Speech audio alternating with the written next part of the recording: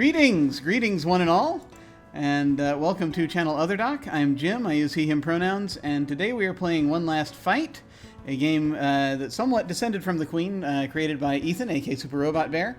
It is a game about a party of adventurers going after their nemesis one last time.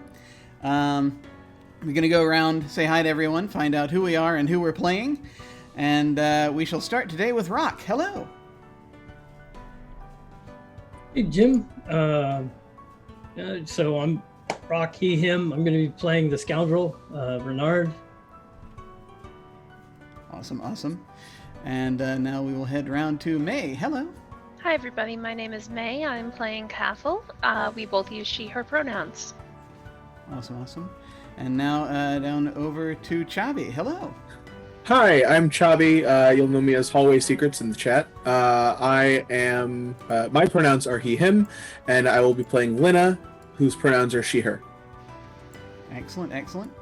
And of course, I am going to be playing Ivo, the astrologer, who, and both of us, again, go by he, him pronouns. As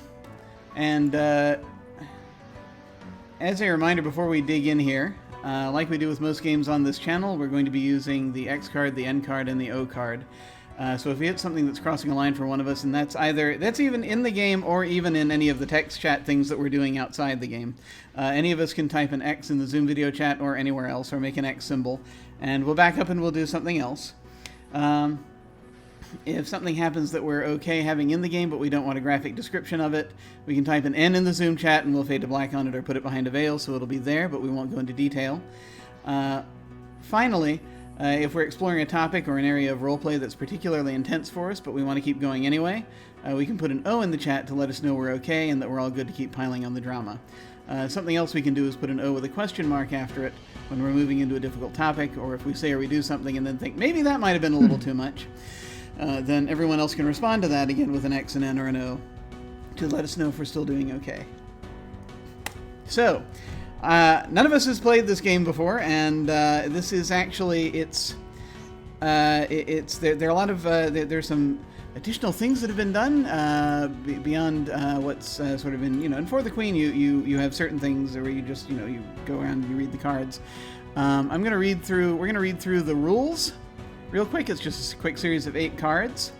I'm just going to go ahead and do this aloud. We will kind of see where this goes. I've already taken the liberty of doing some of the setup for it. As this is a storytelling game, basically. I'm going to go ahead and I'm going to try showing this to the players. I don't know exactly where it's going to end up on the overlay, but we'll find out in a second. There we go. Perfect. Okay. In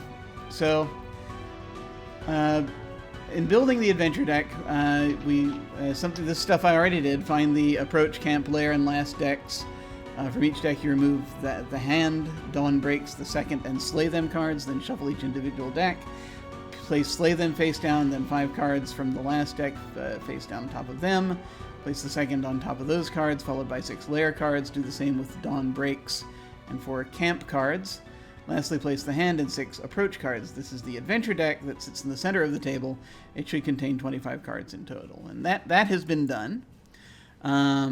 Order of play, which I will also pull out here and show everyone. So the first thing we need to do, choose a nemesis card and answer their questions. So let's go ahead and, as we're just sort of going through here, let us go ahead and do that, and then we'll come back to this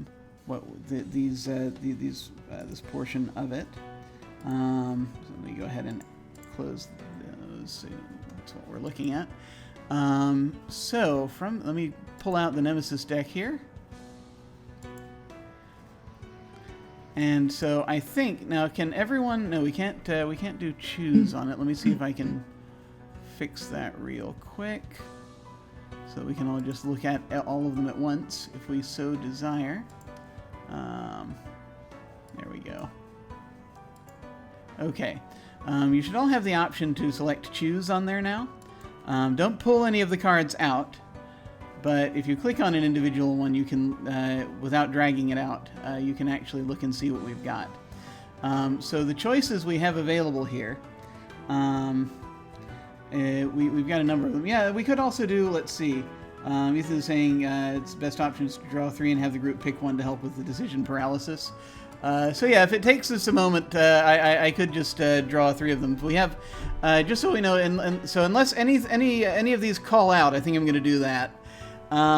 We have the Demon Lord, the Vampire, the World Eater, the Forgotten Monarch, the Dragon, the Cult, the Lich, the Clown, the Evil Sorcerer, and the Illuminate. All of these sound awesome to me. Are there any in particular that anyone just is dying to get at? If not, I'm just going to draw 3 of them randomly, and we'll pick from that list. All right, cool. Yeah, I'm sorry. What was somebody? Were you gonna? Oh no, I'm just kind of eyeing out loud. Oh, okay. All right. I'm gonna get specific. I'm gonna shuffle this deck real quick, and I'm gonna draw 3 randomly, and pull them out on the table, and we'll see kind of what we get. You feel free also to X any of these choices that come out if you need to, and we'll pick something else if need be. Okay, so we've got to choose between the Dragon, the Cult, and the Clown.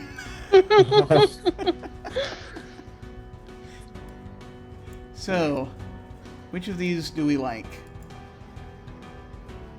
I don't know, I'm kind of torn between the Dragon and the Clown. It's a clown dragon. Oh. Dragon and clown makeup. If anyone here, by the way, if anyone here is colorphobic, I will replace the clown with another choice. Just let me know. If anyone has trouble with clowns, let me know. I will take it off immediately. I hate to be difficult. I am torn between the Dragon and the Cult. Cool. I don't want to make decisions. Yeah. Well, yeah, just what are your top 2? I kind of like Dragon and Clown. Okay. Which. So I feel like we're all kind of leaning more toward Dragon than anything else. Then, do we feel like that would be good? Yeah, you can do the Dragon. I'm fine. Go Dragoning. Okay. Clown was based on Kefka from FF6. Yeah, I could see that. I was thinking the exact same thing. He was kya ha ha ha, right? In the original translation? So the Nemesis, who's sitting upon their throne, is the dragon. So now we get to answer the questions. Oh my god. I'm not as familiar with the Final Fantasy games, but it's neat. It's neat seeing that. I'm just imagining all manner of just these insanely powerful sort of medieval Harlequin type archetypes. But now we have a dragon. So let's see. It says to answer the questions. I'm wondering if that's, do we like just go around each taking one, or do we all answer each question? I assume we kind of we sort of collectively come up with the answers to these. Yeah, that looks about right. So the first question is, how old were you when your town was destroyed by them? Which is going to be probably different for everybody. Yeah. Yeah, we should be answering them as a group. Okay. So what do we think? How long ago did this happen, do we think?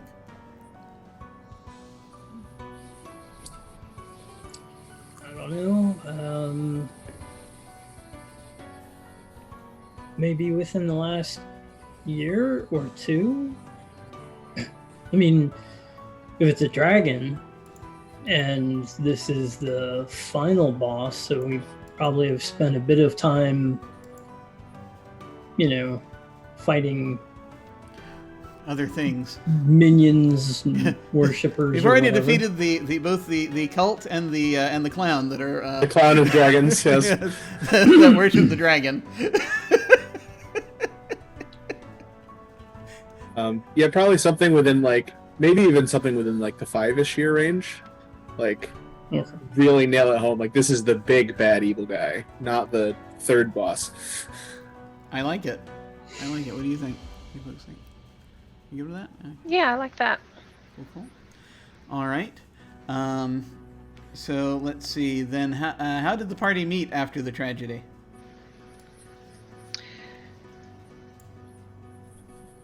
I don't know. My problem is, why didn't I see this coming? Right? So maybe this dragon is a new scourge upon the land, and even if we weren't all in the same village, perhaps, this has been a group that has picked up and lost people along the way. Almost literally. Yeah, possibly like a Call to Heroes type gathering that, like that has just like slowly whittled down to The Last of Us. Oh, I love that. Yeah, that's great. The group used to be much bigger. Yeah. There were 20 of us. No. Not so much.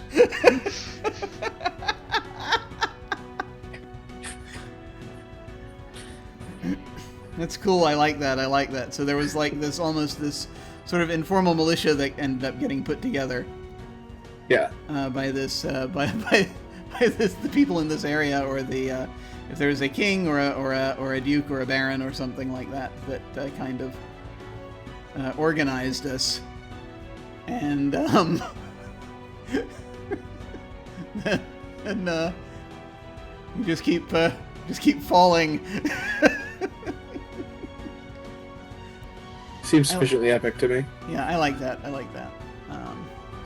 So, what worships them like a god? There we go. So we now find out more about the cult. Yes. Or possibly the clown. It could be a cult of clowns. Oh my god. Spreading their ministry. Yes. The dragon juggalos strike Also, again. Oh my god. Oh, don't feel confined to that, by the way. It's just, I just sort of was So the using that. clown was kind of like the high priest of the cult. Oh, that's awesome. No, that's so cool, because it's like taking the, kind of like you get there's sometimes you see these archetypes of, and I say medieval, it's not strictly medieval, but like of, the sort of clown as seer, or you find it in things like Shakespeare, other things. Yeah. Where it's like they're kind of, sort of these fool characters who will come out and they will tell you what is happening, or what is going to happen to you in the future. Where you sort of combine those, and this could be sort of a dark and twisted evil version of that, who serves the dragon, and is the high priest of the cult, of the dragon cult. What kind of people are in the dragon cult, do we think? Where do they come from? What's their deal, yo? Well, do we want to go with maybe the cultists are like the disaffected? They're unhappy with the rule of land. Maybe they're the folks that have slipped through the cracks, and so they're angry. Mining the disenfranchised. Yeah. Sounds like a good plan for a clown. Yeah, actually, because that's the one that is often could get them listened to. Yeah, I feel like maybe. Okay, so maybe the king that we are serving probably did something terrible, or just basically displaced all these people when maybe conquering the land, 10, 20 years ago, and they have nowhere to go, and so they turn to this. The king has no service sense the of dragon. humor, so he's fired all of the carnival workers. Well, that too. It is an army of disenfranchised carnies. Oh my god. I think that can fall into they can definitely fall into that. But I think it was just basically the king just kind of took over the area and did what a lot of monarchs do, is just sort of to disenfranchise people, and that's they have a serious beef. They're kind of that's kind of what's happening. So they've been trying to it's basically hitting the nuclear option. We're going to use this dragon to get our kingdom back. Or they're basically their belief at this point, they worship him like a god. So it's like this is how we we were shut out by a bully, so we're going to go find a bigger bully. Yeah. I like that a lot. Do we feel as though we've successfully answered this question, or is there? I think so. Yeah. We can ask additional questions. That's the beauty of this sort of format of game, is that we can ask additional questions to get more information, sort of figure stuff out as we go. So the last question is, where do they nest and what do they hoard, this dragon? I had a thought about that. Mm-hmm. This is kind of like a magical kingdom. What if the scepter of the king actually literally bestows leadership on the land? Oh, wow. And we've been tasked to go get it back. Dragon is currently the ruler of the land. Yeah. It's currently the rightful ruler of the land. Yeah. And because of the way that the law is set up, if you got the scepter, you're king. I wasn't there when the parliament made the rules. They didn't. I know, no right? suffrage, you know. It's what can I say? You can only rule over the people if you're holding the king stick. Yes. I think in ancient times the king stick was supposed to be shared. I think the monarch stick was supposed to be shared originally, but this was past the stick. But then one person decided they didn't want to give the stick up. Right. And what can you do? He's got the stick. You can't tell him no. Yeah. He's got the stick. I love this. I have to wonder if it's not even that it's magical. It's just it's just a symbol of office. But the problem is the symbol is it confers the authority. Or maybe there is some magic involved where it lets you see what's going on in the land or something weird like that. I don't know. What do we think? Is there anything? Is the scepter magical? Is there anything special about it, or is it just a scepter?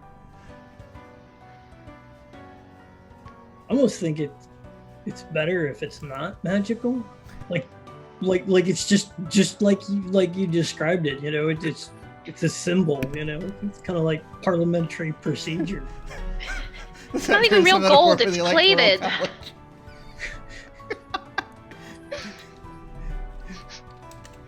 Yeah, there we go. Yeah, no, it was a gold-plated thing at a time when it was really unusual to have things with forged metals in them. It was really impressive, and I kind of like the idea of people thinking it's magical, though, and everybody's flipping their lid that it's been stolen. It's supposed to be magical. It's supposed to be all this. And we all believe that it's magical. Like, we're all going to be afraid to touch it or something. If that's okay. By divine right, I think they think it's divine magic. That it's the idea is that by divine right, whoever holds that scepter, the gods have decreed, this is our monarch. So, no, that's cool. I like it. Also, just so we'll know, what do we want to decide what? Thus far, we've been using they them for the dragon. What do we want to just keep using they them, or does the dragon have other pronouns that they use? I'm good with they them. I just wanted to check in and see if there was a particular leaning for this story. Okay. All right. Cool. So that's the nemesis. So the next part of order of play, and forgive me if I keep pressing the show to players button. It's largely to show the audience as well. So choose a character card for each player. We've done that. answer the first question in turn, then the second, and each player then takes 3 bonus tokens, which I'll haul out in a second. Okay. Then the player takes 4 heart tokens of playing with 2 or 3 players, 3 heart tokens, 3 heart with playing with 4 or more. Okay, so we're each going to end up with 3 heart tokens. 3 bonus tokens, 3 heart tokens. Okay. So for the character cards, we actually get to answer our question. Let me see if... We already picked ahead of time what characters we had. Let me actually pull out the character cards so we can see the questions on them. Yeah, I just put the Discord. That would probably be... Yeah, I threw them in Discord a little earlier. But I'm going to go ahead and pull out the character cards so folks can see the questions on them. As this is going on. Let's see. I'm so glad that we still have the clown card up. It is. It's great, isn't it? It's important. It's important. He was the sub-boss halfway through the campaign. Yeah. No, totally. So I think I'm just gonna go around in the same order we've been going in, if that's okay with folks. We have the scoundrel. Oh, hey, Grant! Thanks so much for the sub. I appreciate it, man. Hey, hello.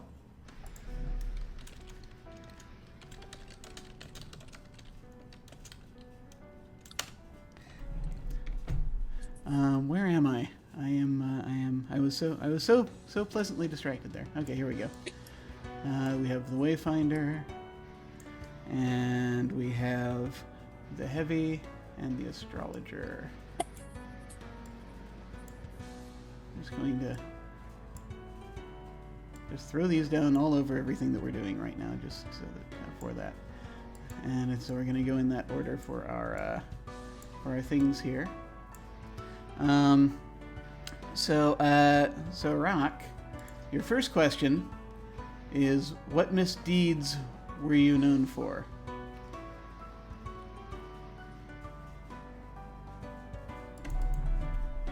What misdeeds am I known for?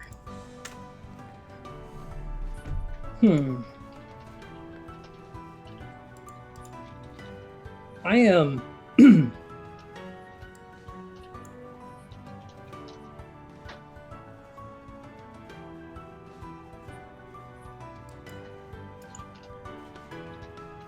Keep in mind, we can all ask him additional questions off of that if we want to. I'm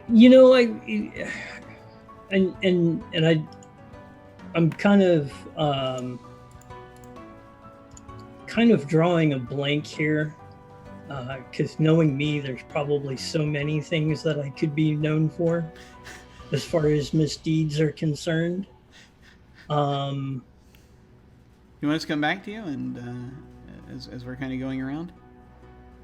Well, I was thinking, if it's not going to be an issue, I'd kind of like to actually flip this one around a little bit and ask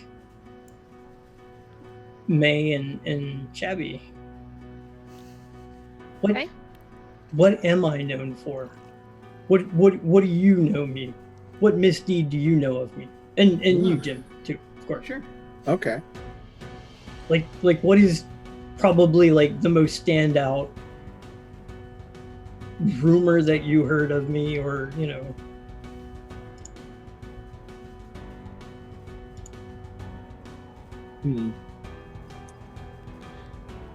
feel like you got... So I feel like you ended up... This one of those characters ends up getting arrested fairly frequently for something. Probably...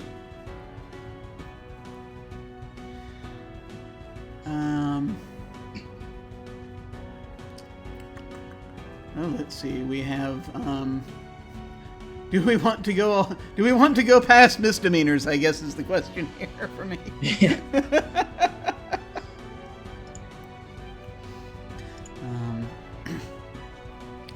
We can go with. Do you have any sort of leanings? Are you more of a physical miscreant or more of a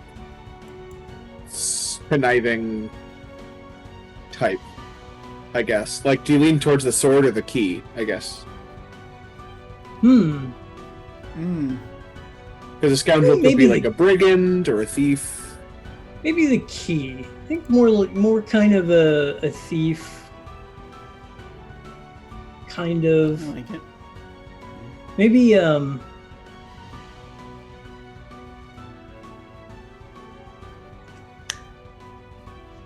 I got caught trying to swipe the prince's crown. And what kind of gave it away was I had replaced it with one made out of cheese. Yeah. There we go. Excellent. I tried stealing the prince's crown, and what got me in trouble was the fact that I had replaced it with one made out of cheese. It wasn't even like shaped like a crown. It was just like a Wisconsin cheddar head. That wasn't a very good plan. It was. Excuse me a moment. I have to stab myself. It was well carved. It was well carved, but it was like, I don't know, Munster or something. Well, only a monster would make that kind of plan. Oh, hey, listen, I think I suddenly have to end the stream. All right, I'll stop, maybe. I can't imagine what might be causing it. No. I have to write a death haiku real quick. Go ahead. Yeah, I like the idea of you being a thief. I think you should be known across the land as a thief, almost in the style of like maybe a Banksy. Like, people didn't even know what you looked like until that time you were caught for the cheese crown affair. I like it. Yeah, that works. That works. So that's very cool. I think that's cool. Has the question been answered to your satisfaction? Yeah. Okay. So for the Wayfinder, what is it that you seek? A very open-ended question. So I was apprenticing under a hedge witch who was killed during the dragon attack, and she knew it was going to happen, but she prepped me the whole time. And my dream is to ignore her dream of me settling down immediately, and I am going to slay this dragon for her. Very cool. Very cool. I like it. Let's see. I'm actually curious what she. Yeah, if there was a. If there was a particular reason why she wanted you to settle down. If there was like a. Was there a. Was she foreseeing a certain type of danger in your future, or something in particular she was worried you would do?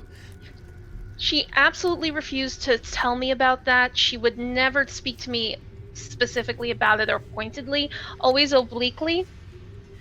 And she was like a huge pacifist at the same time. She taught me how to defend myself, but she never wanted me to go out and use any of the abilities that she taught me for anything that had to do with violence. Interesting. Okay, I like this because I'm now having thoughts. Terrible, terrible thoughts. Very cool, very cool. Okay, so heading over to Chabi for the heavy. Why do you need to? Well, I'm sorry. I apologize. Did anyone else have any other questions for about that before we go on? So I want to make sure. All right. Okay, now going. Sorry, I was jumping the gun. I'm too excited. So for Lina, why do you need to be strong? Because only the strong survive on their own.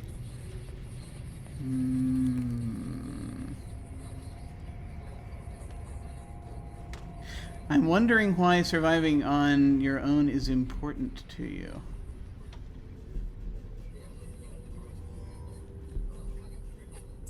It is less important that I survive for myself, but for those who are not strong enough to survive on their own. Okay, that's cool. I like that. I'm wondering if there was some kind of loss that occurred that might have prompted this, or if this is something you learned from someone else.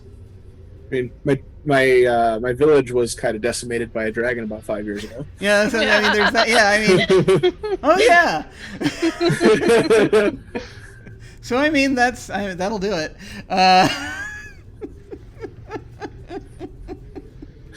So, is this like a guilt-ridden thing? Like you have to be able to be strong by yourself so that you can defend others? Yeah, there's definitely that tinge to it. It's very kind of survivor's guilty mixed with, I don't want anyone going through that sort of ordeal again.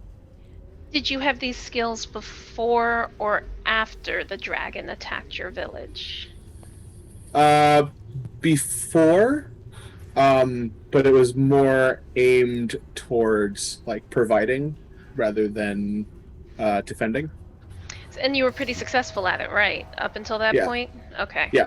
Ooh, I see the guilt.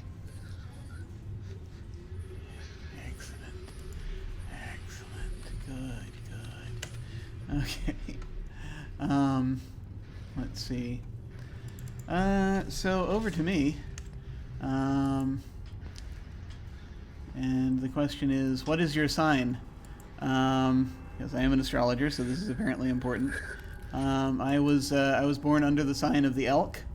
I'm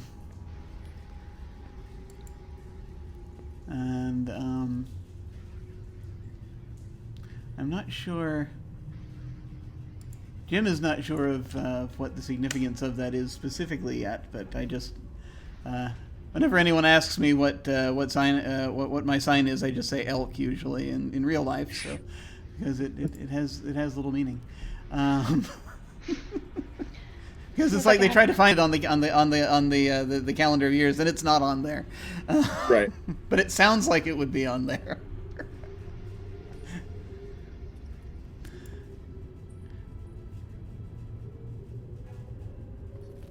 Did anyone have any questions about that? My question was, what was the significance of that? But I don't see myself getting an answer for that immediately. I mean, I think it's probably something to do with the fact that they're good in numbers to a certain extent. I think they have. Jim knows very little about elks. Let's see. What are elks like?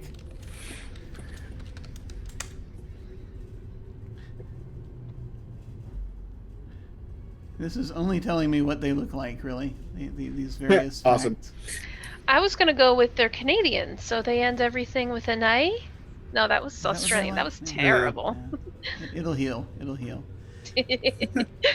But apparently there are some that have this terrible this terrible sound that is sort of apparently like ring wraiths.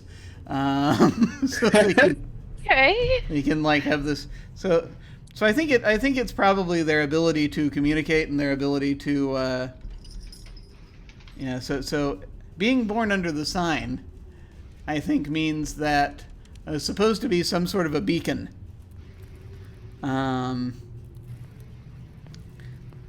With one of those beacons with antlers type deals. You said they're good in groups. Is there any sort of like strength and community significance? Like, I think there is. Yeah.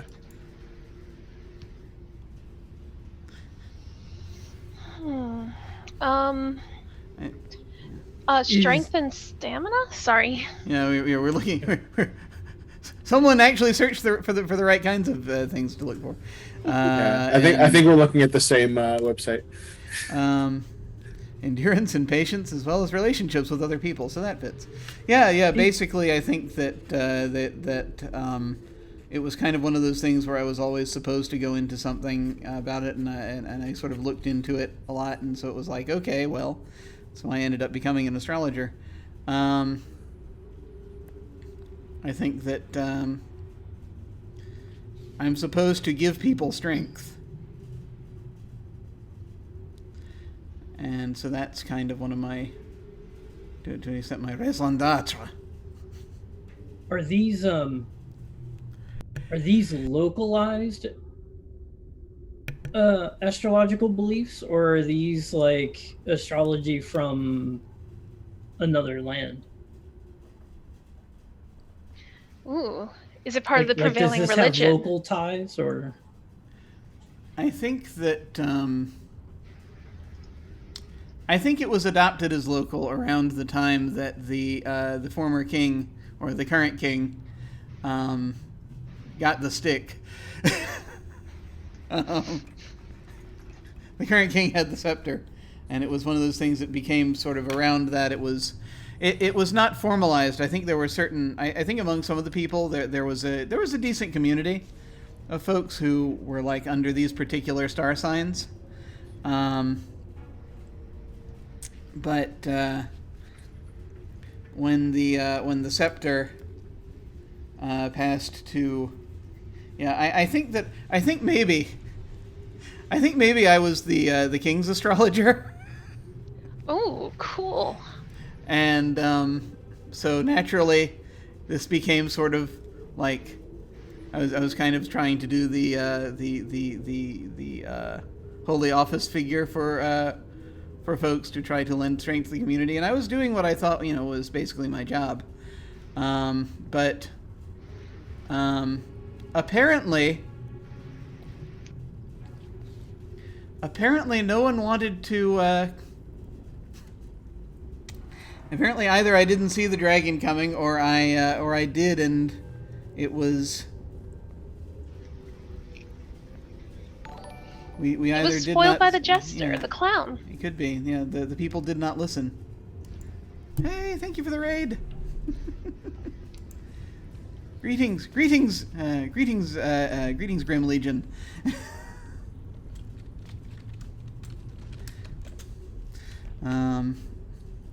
We're just building background. Oh, Grey Oak Channel's here. All right, cool. Hey, folks. We are playing one last fight. We're getting ready to. We're building our fantasy backgrounds here for our for these characters going on this mission to kill a dragon. I really kind of think the clown actively worked against you on this one. I think probably they did. And so a lot of the people were, it was like there's something coming, and maybe I couldn't see exactly what it was. What if they tricked you into doing their dirty work? Might have. Law question 3.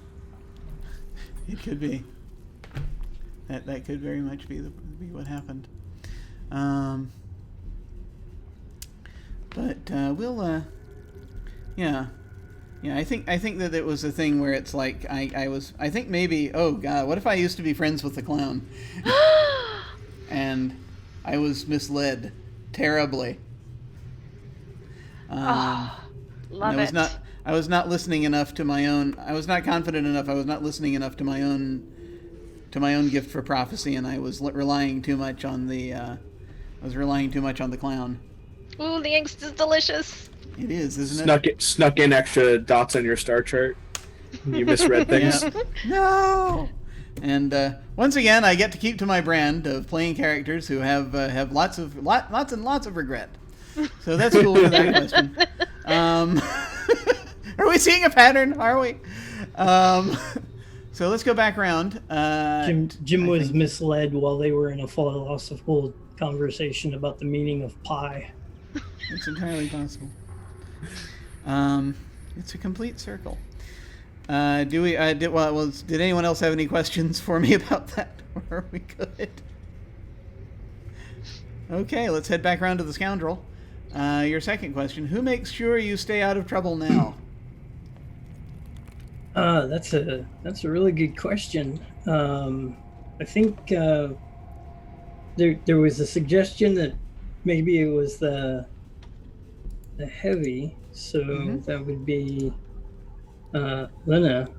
Do you want that, or I mean, Is this I what you go. want? I think like the idea. Yeah, I can take the babysitter role. Okay. So there you go. I think maybe Linda's what it probably is every once in a while I start to kind of like scheme off to the side and you kind of give me the Gibbs slap. I'm wondering what it is, and this is more really a question I think for Shabe, is what does Linda see in Renard that makes her think that it's worth it to keep him try to keep him on the straight and narrow, or at least out of trouble. I think it's something that at the beginning of their journey, like Linda would want absolutely nothing to do with Renaud. But then he like really came in clutch during one of the earlier fights, and that kind of like sparked maybe he's just like a misguided type, but like he's got a heart in there somewhere. I like it. Aww. You guys were in a trench fight and I came out of nowhere. Nice. You threw a rock and yelled grenade and they all ran away. And then... It was actually a piece of cheese. Yeah. Could have been anything. Well, it may as well, given how much if this character carries around as much cheese as I suspect, it may as well have been a rock at that point. No, that's very cool. Does anyone have any other questions about that? Okay. Sorry, go ahead. How far out of line does Lena let Renard get? Like, is this one of those ones where it's kind of like, hey, I got this great idea? No. Or is it kind of like, no, like, listen to me, check this out. And you kind of let it go for about 5 or 10 minutes, and then you're just like, yeah, that's nice. No, we're not doing that. But she'd probably hear you out, if nothing else, and kind of decide whether it seems too out of scope or not before saying no. I think Renaud's probably earned enough wiggle room where, like, she'll take counsel, but if it's too silly, just... Nice. Any further questions? Okay, so we head back over to May for your second question. Who here did you see in your dreams? It's a very interesting question. So when we started talking about this idea that we were a much larger party that got whittled down to this core group of damaged and tired people for their one last fight, I kind of had this thought that my character fell in love with the witch character that died at the hands of the clown. Oh no! And she is broken up over the witch's death. She loved him. And now she's even more focused on getting this done because that's the person she saw in her dreams, which were going to be the dreams that would have made her hedge witch apprentice happy, finally. Teacher happy, not apprentice. She's the apprentice. Right. Oh, man. I like that. And that's why she's so bent on revenge on this dragon. She's gonna do everything in her power to take this dragon down. I like that. I like that a lot. Because I have other thoughts as well that I will get into in a moment. Yay! But about how long ago, relative to the dragon attack, do you think did this happen? This dragon's been plaguing the land for at least 5 years? Yeah. Okay. So the dragon attack happened 5 years ago, and that's when the dragon took the scepter and is now the ruler by divine right of this land, laws, of this horrible, somewhat now probably post-apocalyptic fantasy land. Um, she's only been on this crew for maybe half a year, that much. She has not been here that long. So perhaps sometime in the last 6 months, whenever that happened, that was that big battle against the clown. Against the clown. Yeah. That's when the clown got you. Okay. Ah. Was your since she saw this witch in her dreams, is that what brought her into the organization, this group? First, it was definitely the revenge to avenge her lost teacher. And then she made her way to the capital and came across you guys, and she had to work her way in, I was thinking. I was trying to figure out a little more about the Wayfinders, but I kind of like this idea that she really had to she wanted to prove herself, maybe more than you guys even needed her to prove herself. Nice. So, I think that answered that question. I think I went a little afield. Very cool. Do anyone have any further questions on that one? Okay, back over to the heavy. Who would you take an arrow for? Question I've been somewhat dreading because this is super open-ended. And would you take that arrow to the knee? I think is the next. Yeah. Well, I mean, if this fight plays out, I won't have to be an adventurer anymore anyway. So yeah, it's good. It's good. One day, I will stop thinking of that joke when arrows come up. No, you won't. I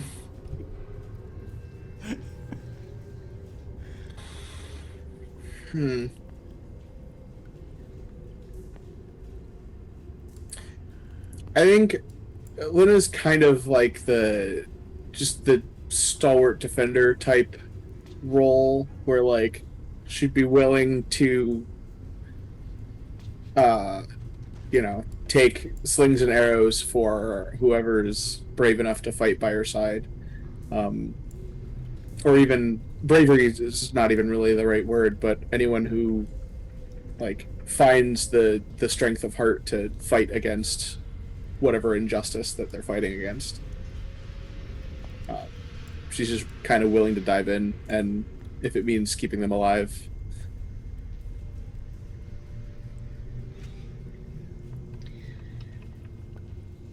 So just basically anyone who will... Yeah, short answer of the party. Long answer, anyone who finds the strength of heart to fight. Cool.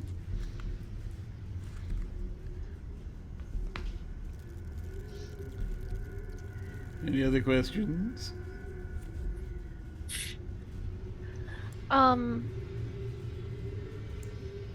Seeing Lina, like, is she like a very tactical person, or is she just more about becoming the wall between the damage and her allies? She's not really like a military mastermind, but like the idea of holding the line and being the shield is kind of more her style.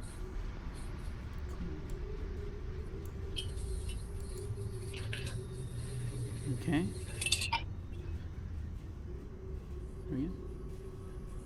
Okay. If we're good, then I go to my last question, which is, who here has an auspicious fate? And I have had thoughts about this a little bit. Initially, I was going to say it was going to be Renard, who has an auspicious fate. It's like there's much more to him than folks can see, and I think that's still kind of true. But in fact, it depends on what you mean by auspicious. Because I think it's actually Kefel. Because I think I was actually friends with the witch as well at one time. Ooh. We probably had a falling out over whether or not we could trust the clown, which it turns out we could not. I think that, but I think prior to that, I had this vision that comes back every now and then, both through just what the stars are telling me about Kefel, is that they are going to be at the epicenter of something that could bring about the end of everything. And that they could, if they go down the wrong path, they may there may be terrible destruction, even beyond what we've seen. I hate it when my teacher's right. And I think I warned. I think part of that was might have been why your teacher was trying to urge you not to use your talents. I think that's probably a thing. Cool. Any more questions about that? I like it. Is Kaffel aware? Careful. Is she aware? I don't know. Still trying to figure out how to pronounce her name myself. I don't know if Kaffel. I don't know if. I don't think she was at first. But I think in the course of this whole adventure, I think that she probably has become aware or is about to. Maybe around the time that your mentor died, might have been the point where you started to suspect. It's like one of the last things that one of the last things that the witch told you. The witch was a he, yes?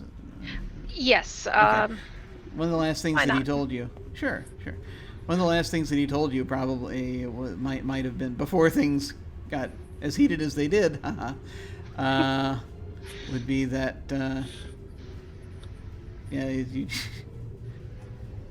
You don't know something mysterious along the lines of you don't know what it would mean for you to do this, and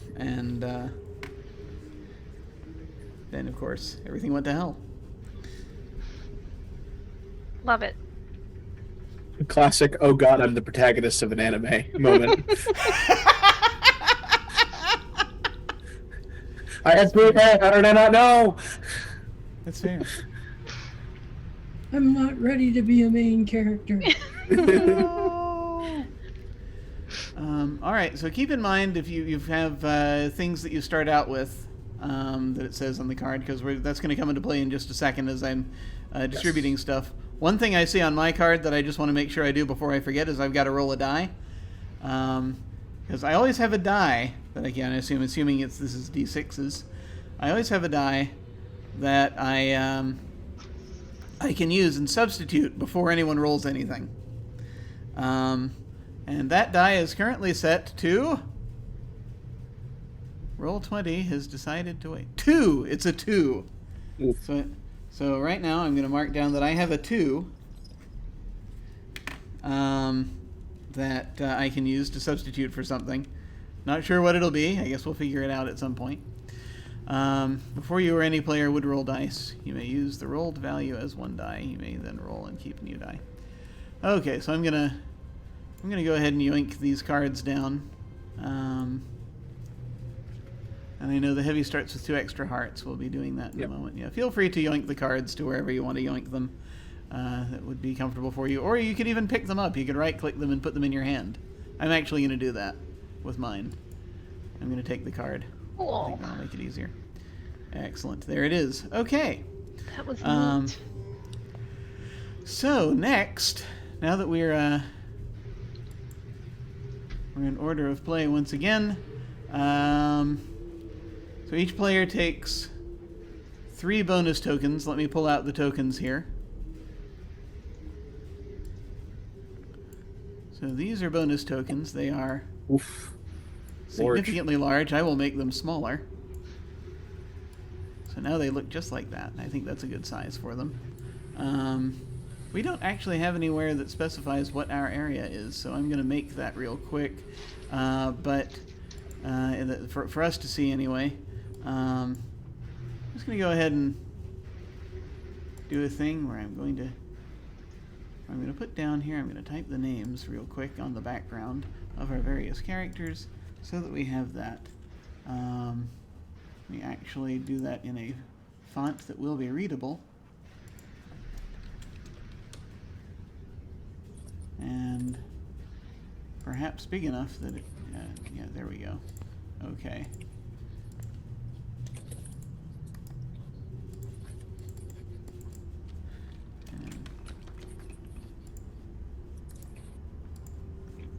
And so that way we'll have it all ready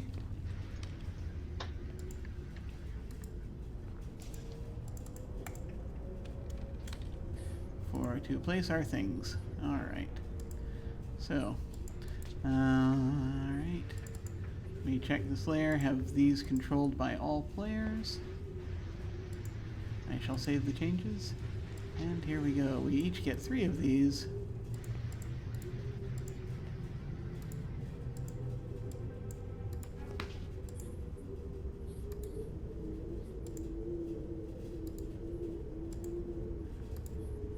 These are the bonus tokens. Perfect. Thank you. And let's see, so next we have the each player takes 4 heart tokens of playing with 3 heart tokens because we got 4 players. So let me pull out the heart tokens. Heart tokens look like that. Basically. Those are the right size.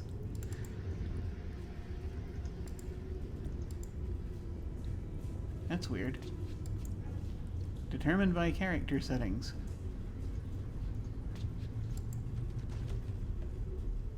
Oh, right, yeah. The reason it's the right size is because it's actually not the right thing. Let me, there are things where you can probably attach them to things. Let me pull that out. There we go. There we go. That's probably pretty good. Okay.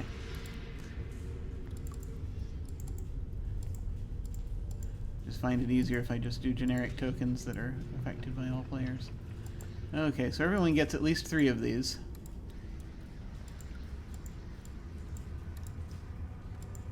And one of you gets more, yes?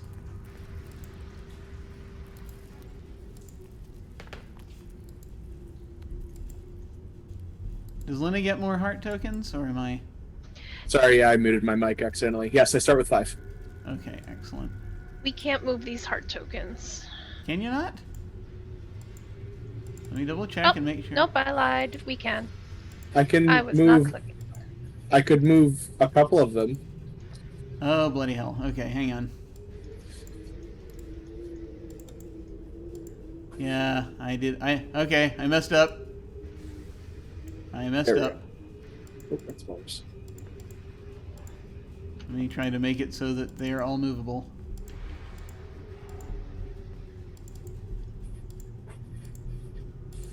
Something weird happened there.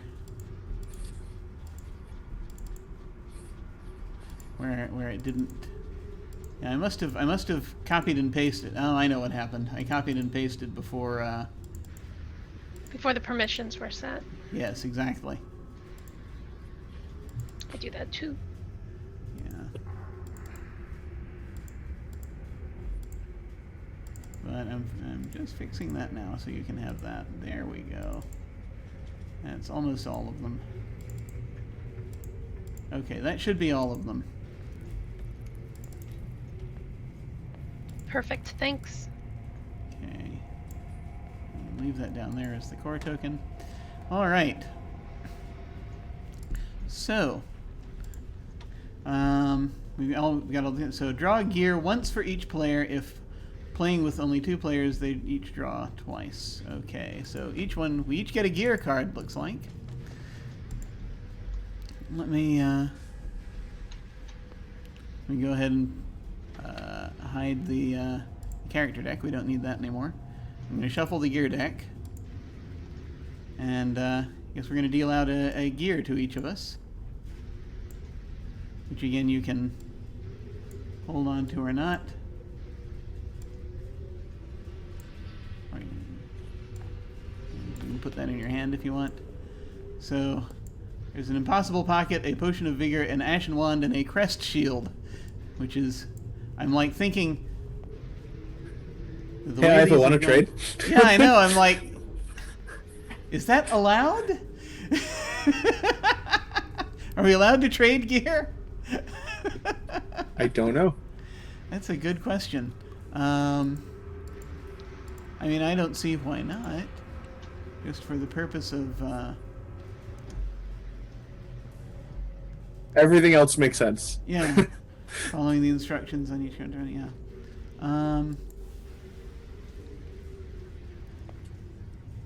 So yeah, unless I'm carrying like some sort of magical shield or other weird thing. Let's see. Yeah, I mean, so I think the other 2 make sense. Yeah, do you want? Yeah, let's trade if you'd be good with that. Yeah. Cool. Awesome. All right. I now have an ashen wand. And there are questions on these gear cards that we need to answer as we go through. And I think we're just going to do these, just all the questions on the cards, just to get this, so we can get going here. Renard, do you have a magical pocket? What is the strangest thing produced from it, and what kind of pocket is it?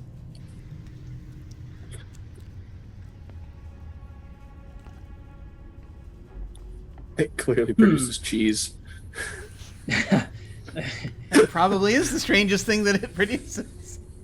Yeah, no, that's a... Actually... Let's see, magical, what is the strangest thing produced from it? What kind of pocket is it? I want to say that this is a,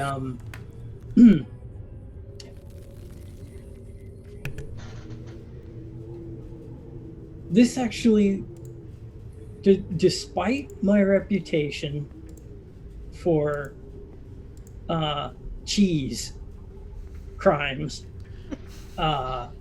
this pocket actually leads to a chicken coop. Interesting. So if you can actually go inside the pocket and be in an extra dimensional space with a chicken coop in it, and I can pull Cadbury eggs out of it. Does this like lead to a whole other land, like in some sort of strange dimensional space? I don't know. What was the strangest thing produced from it? And the first thing I thought of is renard is the French term for fox. So yeah, oh yeah. So a chicken so coop. It produces a hen house. Yeah. Yeah. What kind of pocket is it? It's a dimensional pocket, like a doorway. Cool. All right. It's a coop of holding. A coop of holding. Holding. The chickens are actually the means by which the process by which you are able to pull things out of it. They get all the items sorted out and they roll them down to where you can reach them. Something like right, that. Yeah. they're working chickens. I don't know if that's true or not. For Caffel, it's a container of reddish liquid. What does it taste like? Okay, so when you go into a restaurant and you smell something really, really good and you're not sure what it is on the menu, so you take a stab and try to get lucky, but you don't get it, but it was still good what you got. What she has in that is whatever that meal is that you smell at that restaurant, that's what it tastes like. Interesting. Nice. I love it. Yeah, no, that's awesome. That's awesome. So Lina is carrying a crest shield. It is a metal shield bearing a crest. Whose crest in it is it, and for what reason was it given? So I think that this shield belonged to an ancestor, so it's been passed down for a while. And its importance is actually that the original bearer of the shield once also bore the king stick. Ooh. But like passed it down and retired to the countryside. Love it. And it's just sort of like hanging over the hearth and being used as the family shield for generations. That is awesome. Very cool. Let me see. Very cool, very cool. See, I have a wand of ash. From whom was this taken? And to what kind of magic is it attuned? Well, I think it was taken from the clown. Yes! Absolutely. And I think it's attuned to a kind of a divinatory magic that the clown was using. Where one sees where one can see the future in the eldritch chaos.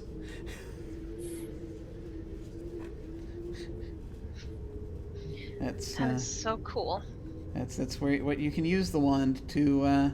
It's an eldritch chaos wand. You can use it to tap into the eldritch chaos, which is not the safest thing in the world to do. It's but, fine. You know, don't in a pinch. worry about it. All right, awesome. So then, basically, in order of play, it says to draw through the adventure deck, following the instructions, and that's what we do. We're going to go over the few more just little bits of rules and information, probably over in just a second. I think we're going to probably do that during the break here. We're going to go to break real quick for the length of time, at least, of an interview, because I've got an interview queued up. And then we shall return and dive into this thing. I am very much looking forward to it. So we will see you all in a little bit.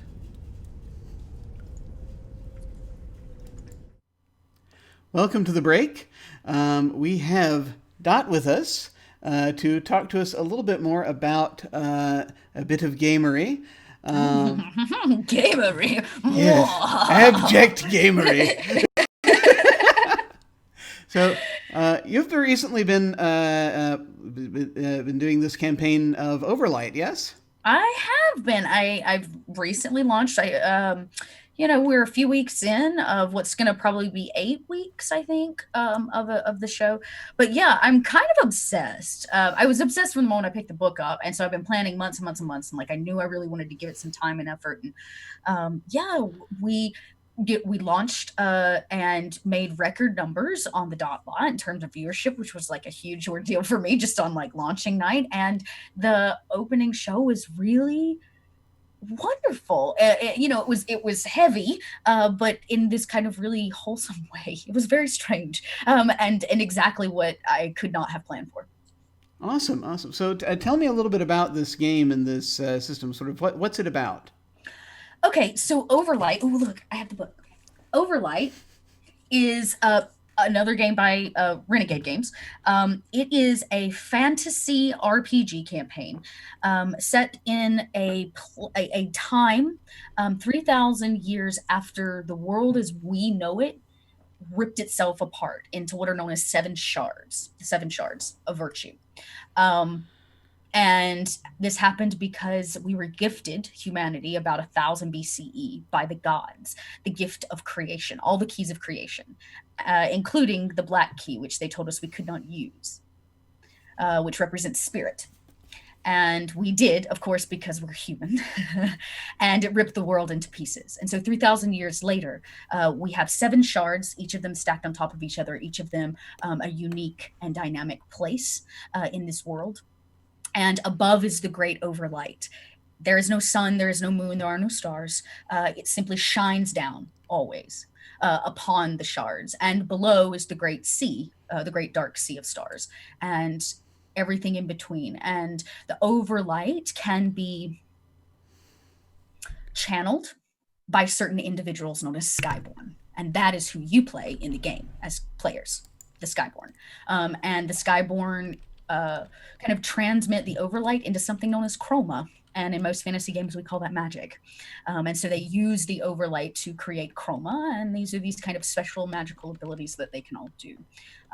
So yeah, it's all, the whole book's based on color and color theory. Each of the virtues, which are basically your base level stats, are based on a color, which associates with one of the 7 shards. Yeah, so it's this kind of like really bizarre out there. The book is literally, like I said, one of the most beautiful things ever. Let's see if I can find, hang on, I got you. You can see my notes in them, but there's the 7 shards. Oh, wow. The floating islands, the great overlight above, all the way down. So the campaign's called Nova. This is Nova here at the top. Yeah. That's where they're going. They've started at Pyre, which is at the bottom, and they're working their way up all 7 shards in the campaign. Oh, that's wonderful. And each of those is like a different world type deal? Yep. So there's like one called Harkin, which houses the majority of what's left of humans as we know them 3,000 years later, the Harkin. And their island is a massive city. The whole thing is a huge city. And then the next tier up, you've got like an island called Banyan, which is a massive jungle, this like archipelago floating island that is just dense rainforest. And they have the species that comes from there merges with the wildlife. They are one and the same. The people of Banyan are Banyan. And so there you're kind of like druid, like they can work and move vines and things as part of their body. You've got the Veil, which is, they are human-like, but kind of stretched and beautiful. They're like the extravagant supermodel version of what's left of humanity, though they are less than humane, and they like alter their body with plates of gold, and they wear these massive masks to hide their faces. And they focus on creativity and art, and the most beautiful things, and all of the shards come from Veil. And so each one has this really unique, dynamic place and world. And so the campaign has started out on Pyre, which is the lowest, the island on the bottom nearest the sea with the least amount of overlight. And it's a volcanic island. It's covered in ash and rock and volcanoes. And from it come, the Pyroi, which are these like elemental rock creatures who are made partially of like lava and rock. And it's very cool. It's just the whole system is unique in the way that we think. I thought about fantasy in the way that we can think about a fantasy world. And because the like events of the happening, the origin of the world started around 1000 BCE, we don't have technology as we know it. Right? We're talking like that would be like ancient Egyptians, right? And this kind of before we turned into the civilization we know today. And so we fell early on, which means that there are these like slight sprinklings of pieces of human civilization left in each one of these. And it's really neat as a GM to like dig through and find them. And so anyways, it's just really, it's just a really beautiful game, and reading it has inspired me so much. I even did the epic poem origin story in the front. I read off from my Patreon. There's like a voiceover of me reading it because I just think it's so beautiful, and it has this epic feel that I think a lot of people look for in fantasy and don't always find. And so like I said, we've just started, and I'm very excited to see where it goes. I've got an amazing cast at the table, and so I'm giving it a go. I can talk mechanics if you want, but that's the long and short of the world. Cool. Yeah. Now, and I actually am a little bit curious with respect to the mechanics. Do they incorporate color spectrum stuff in there? Yes, absolutely. The entire character sheet itself is color oriented, because each of I was going to see if I can find it, but of course I'm not going to be able to. Oh wait, well I can show you this instead. So each one of the right. So here are all the symbols, right? These are the virtues that you build your stats on. And then, let's see.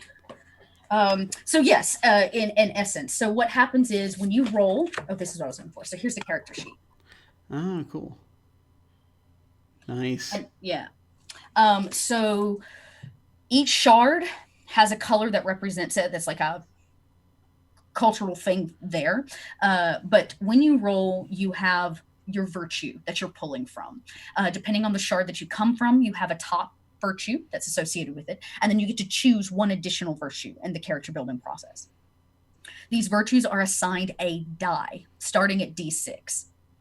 And then you have a set of skills that are associated with certain virtues, if that makes sense. Like compassion would be like craft and creativity, for example. And you get to assign a die to certain ones of those during the character building process.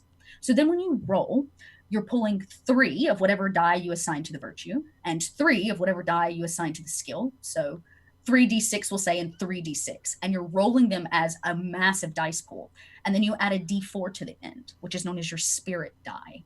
And because the spirit, the black representation, the black key, cannot be possessed by anyone. It's not a virtue that can be possessed by Skyborn. And so it is always a die that's rolled as the end that adds something. So if you roll a critical success on it of 4, you get to add to your spirit pool, which is how you activate your chroma and those kinds of things. If you fail, bad things can happen. You can shatter. You can do a lot of other things. Shatter the light. There's a lot of talk of the way color hits through prisms and shards. Which is just like, it just speaks to my color theory heart. They've got a whole section on the fact that because there's no changing of a moon or a sun, the shards kind of just float above each other. And so sometimes, depending on what shards are crossing over what shards, light changes color because the overlight's passing through the shards at different times and in different ways. And so it's just this like incredible like rethinking of something. Like 2 of the islands about 500 years ago crashed into one another, leaving Banyan, this jungle planet, like half of what it was. Yeah. When these 2 islands like smashed into each other, it's just like the entire physics of something like that, or the entire like thought that like gravity doesn't really work the same because you're existing in a place where we broke the world on like an existential creative level. We changed what God made, right? Like in essence, we changed what they did. It's just this just really cool game, and I'm so hyped about it. So anyways, that's my spiel. I'll stop gushing. Oh, no worries. No, that sounds very cool. There's a lot of stuff in there that I think definitely bears examination. In particular, it's just the sort of the ideas with. I'm reminded a little bit of there is an emotional color spectrum theory that I think the guy who wrote Green Lantern used for a while when he was sort of splitting up the various lanterns and stuff. So yeah, that I think ties into this because of course they manipulated reality using the different colors as well. Right. Yeah, it's spirit, wisdom, logic, compassion, will, vigor, and might. Interesting. Those are your stats. Very I cool. love compassion is such a great addition. Like we have one of our players that's built off of a compassion virtue. And it's so interesting to watch her play because she doesn't want to fight anybody, and like what she creates comes from a place of wanting to give to the world, which is so unique, I think, in terms of the way that we play a bard character. It's like it's a really interesting game, and it's challenging, I think, as a GM, which is something that sometimes I look for in the RPGs that I run. I want something that's also going to challenge me, not just my story challenging the players. And so I have found this to be the perfect challenge that I need right now. Brilliant. Well, I think I think I speak for many folks when I think that we must desperately check this out because this we desperately need to check this out because this looks like a thing that is unique. So yes, we should definitely. Way to put it. It is very unique. I think we should definitely folks should definitely go and take a look at it. So if we want to find this online, where should we go? Yeah, this is a product by Renegade Games. You can get yourself a hard copy over on renegadegames.com, I believe, /Overlight. But you can go to the website, search it in the search bar. They've got all of their products there, including some ones that I've talked about on some of our past interviews. So you can go check that out. If you want to get a digital copy, I believe it's on sale right now on DriveThruRPG. I don't know for how long because I don't know where we're at in the future, but it's out there somewhere, and it was on sale for that. And then they have a lot of free stuff. They actually on DriveThruRPG, they have a lot of these like single modules. Oh, I'm a little blurry now. Single modules that they've made for free RPG Day. And so you can gain access to those, which just have some extra stuff and a little bit more structure to story. If you as a GM want some ideas or some help or some guidance, they're very, very cool. And actually, I'm pulling from one of them for my campaign. Excellent. Well, that is brilliant. And if folks want to see your campaign or other stuff you're doing, where should they go? You can find me online as Little Red Dot. I'm on pretty much all the social media, but I'm most active over on Twitter. So that's at little_red_dot. And then, of course, if you want to check out the campaign itself, we're live on Wednesday nights at 7 p.m. Eastern Standard Time. It's a 3-hour show, and it's over on my Twitch channel, which is under the same handle. And it goes up on YouTube usually within the week. So if you need to watch it as a VOD or you prefer just the audio, YouTube's a great way to get that. And I'm trying to be better about getting things up on time. Awesome. Are not we all? That's considerably better than I'm doing. Time. So yeah. If I tell you all right now, in the future, you guys can all hold me. That's right. Like, come back to Don, be like, I saw your thing, and I'm telling you, get your YouTube video up this week. Excellent. Well, speaking of current commitments, I should be getting back to whatever it is that I'm doing right now in the background. So I'm going to go ahead and throw things back to me, or to whatever moving pictures we have going on right now, and moving pictures. So these strange moving. The strange technology that causes pictures to move. I have no idea how that works. But we will see you later. Take care. Bye, everybody.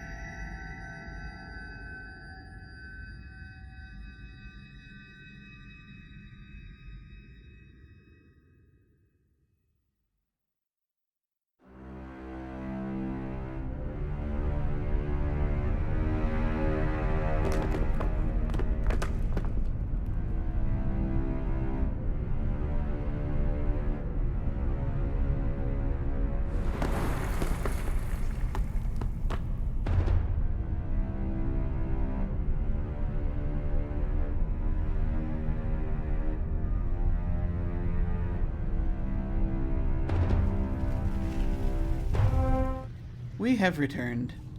Hello. Oh, wow. We went over some of the rules and what have you during the break, so just so that we had can have something of a grasp of what's coming up.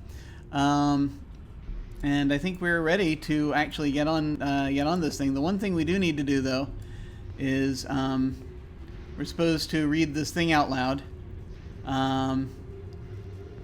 at the end for thus far as we're starting, which I'll just go ahead and do if folks want, because we need to. Yeah. So long has been the journey here. Our heroes once again gather, hoping to finally put an end to their nemesis, whom we named, and I need to pull the name back up again because I am handling multiple windows. Desirion the Dragon, the Sower of Sorrows. And we basically do the thing where we already announced our names and titles at the beginning of this, so we're good there. Even as seasoned as they are, will they survive one last fight? Then draw the first card in the adventure deck, and we're good. So we're just going to go around. And I guess, Rock, if you want, you can go ahead and start. Okay. The adventure deck is the one that's right here in the center, right? Yeah, right there in the middle it says approach, basically. And so what you can do is just, if you want, you can right-click and flip the card over, and that'll just be there. So you don't necessarily put it in your hand, but yeah. Right. Okay. So you go ahead and you read that out, and... So we have The Crossing. Poorly maintained and rarely traveled. What is dangerous about this crossing? I'm going to say that because it's not really maintained and traveled very often, that it contains it has a rickety bridge that goes over kind of a quick flow, a rapid flowing river. And so if you step wrong or, something, if you misstep, then there's the possibility of falling off the bridge and ending up in the river. Nice. Did anyone have any questions about the bridge before the challenge happens? All right, cool. Yeah, me neither. So everyone is going to be rolling for this right now. I just want to make sure I've got this right. So we have to. We get to roll as many dice as one die plus as many as we have of those symbols. Is that right? I believe so. Yeah. That's what it looked like. It was a die plus one for every each matching symbol you have. Yeah. Right. And so we'd need at least 1 for each. And so I guess you look at your cards, and what we've got there is a key and a crown. I have both a key and a crown on my astrologer card, and the Ashen One symbol is a star, so that's not going to do anything. So I get 3 dice. Rickety bridges are not my happy place. I don't get any bonus dice right now. Oh, good lord. Ooh. Unless I want to spend a bonus, and then I can do that. But Oh, okay, cool. So I have a crown, but they're not the same type of crown. It's a different Mine's- looking crown. Like fancier, like I want to wear it. It's like pulled in at the sides. Is that a different symbol? What do you see here? can you show your card? Yeah. I probably can. If you just click your hand and then drag it onto the board. Okay. Can everyone see that? Yeah. No, that's the same crown. Oh, I'm sorry. I bought the game as well, and I think the game is a little different looking. Sorry, everybody. Okay, so that means I get to roll 3 dice Oh, then. good. It's a good game. Yeah. So far. Like, I really enjoyed Yeah. reading it. Yeah. Yeah, basically, so you get 3, so Lenny gets 1, you get 3, and I Renard gets have- basically- yeah, what do you got? I have a key at the bottom of mine, and then Impossible Pocket also has a key. Hey. So So yeah, you also will get. I'm guessing what that is I reach into the pocket and I pull out an egg and I crack it open and there's like a rope there. Brilliant. That's great. No, that's great. Awesome. All right, so yeah, let's go ahead and do our rolls and sort of determine what they mean. So, just one last time. We would roll 2 normally, but if you have X amount, then you put an extra to that. Got You it. roll 1 You normally. would 1 normally.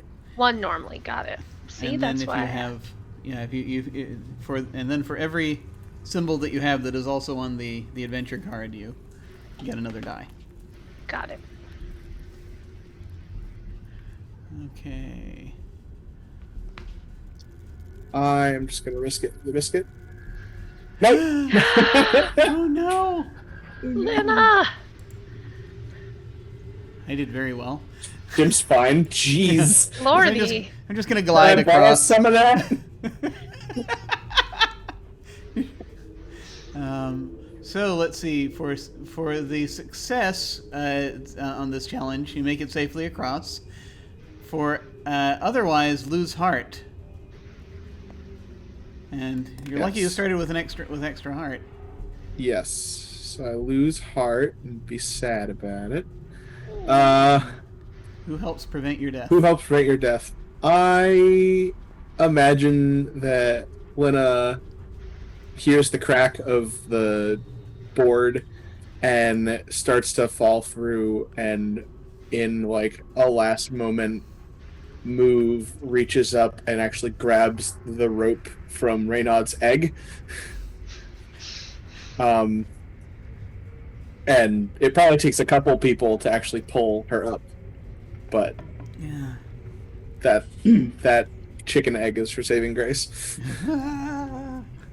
Awesome. Okay. And so yeah, basically we can. All right, no more rickety bridges then. Yeah, no, not a good idea.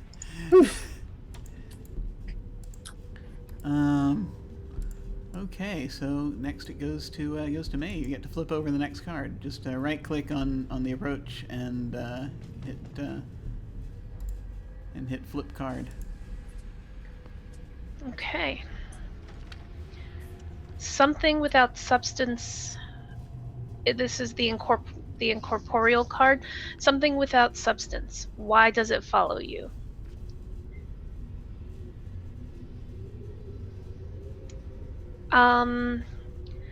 The dragon can do magic, right? Oh dear. Yeah, well, he can now. Just like acid can seep into your body, so too can poisonous little whispers seep into your mind.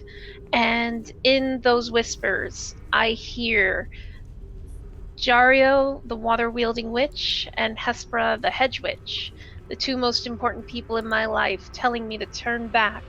There's no point in doing this. It's time to leave. Oh no. Do not deny the king. No. And I think well, first, does anyone have any questions, or shall we? Just as a matter of clarification, we figured out on the break. Actually, I thought there was only one witch. There are 2 witches. there was our mentor, and then there's then there was The love there was interest. her lover. Love interest. Yeah. So this It is was a solo such a challenge. tragic scene. Oof. Oh man. This is a solo challenge. You need a 6 on it. Okay. And what have you got? There's a crown and a star there. Got a crown. But I believe you can also pass it, right? You can also Oh, pass the yeah. card. Yes, you can totally do that. So you didn't have to answer that if you didn't want to. But do you want Right. that, or do you want to pass it? Oh, I want to try to pass it. Okay. So, well, let me just. So, do you want to pass it to the next player, or do you want to Oh. try to take the challenge? Got it. Okay. I'm sorry. Yes, I want to pass it to the next player. Okay, so that would be Lina. Who has none of those things,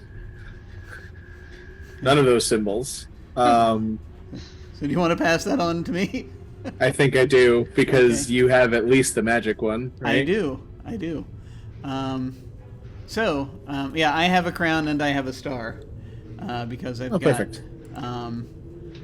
I've got a crown on the astrologer and I've got a star on the ashen wand. So I'll have 3 dice that I get to roll. Unfortunately, It's really high. My whole die is a 2. And I don't want to use that right now. I need to use it soon so that I can try to get a higher number, because I get to replace it every time I use it. But so I think, I should have used it on the first challenge. Something without substance follows. Why does it follow me? The incorporeal. So I think I'm going to say that. I think that this is the. I'm gonna bend a little bit. Actually, I'm gonna use a little bit of what May said, and I'm gonna say that. Actually, well, first of all, let me ask: is is your mentor also deceased? Your mentor is also deceased, correct? Yes, that's right. We lost both of them. Very I think tragically.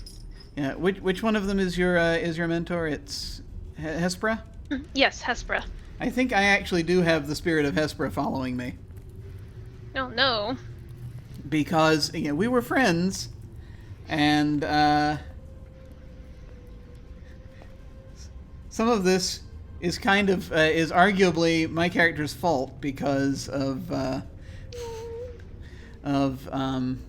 fact that he wasn't able to get people to heed his warnings properly,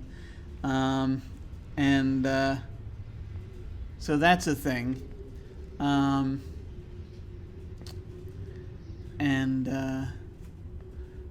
me just take a look here. Yeah.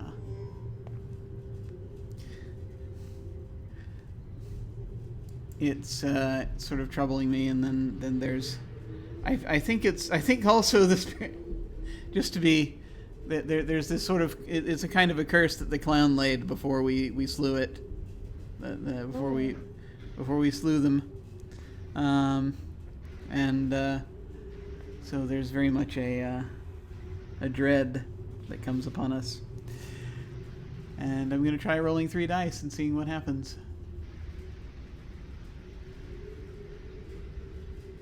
Yeah. Oh, I got a 6. I slay it and feel emboldened. I'm not going to destroy the spirit of Hespera, but what I will do is I hold up.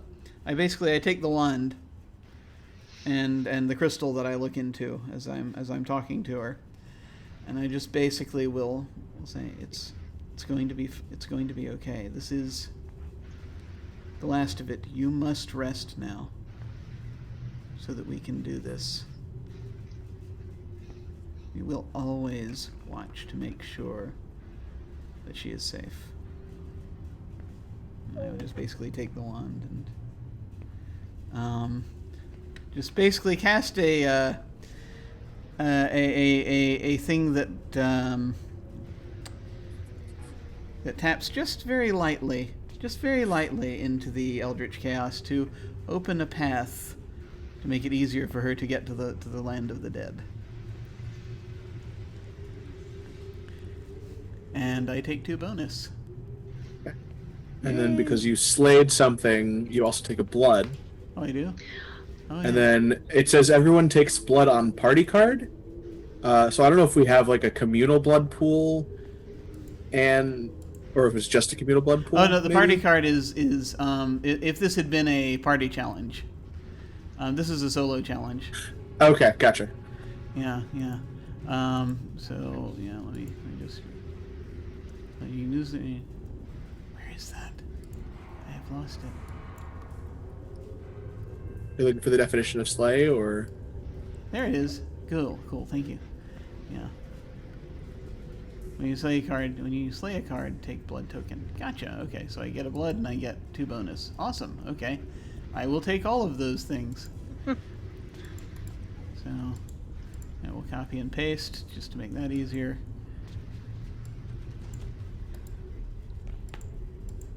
Excellent. Yay. Cool. All right. So now we move on to Lina.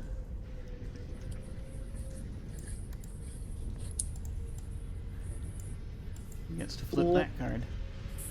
The well. I can't get any of these. I have no symbols for any of these. An old well. What pulls you into its depths? I would like to pass this. I would like to pass this because I only have 1 die for 2 successes. So nah. Or where wait my a minute. shield's at? Actually, this is a good question, because if this proceeds like, I apologize, because if this proceeds like for the Queen, which I have no reason to believe it does not, I took that card, the last card, so this card actually should be rocks. Oh, like it skips you because you took on the challenge? Yeah, because the card came to me. In For the Queen, basically, if you get the card to answer, then the next person in line, it's their turn. Because it doesn't really matter whose turn it is, per se. It's still the same number of cards. And so, that's actually how that usually goes. So I think this is the same. So this would actually go to rock. The well would go to rock. So it's up to you to decide if you want to pass it or if you want to answer the question.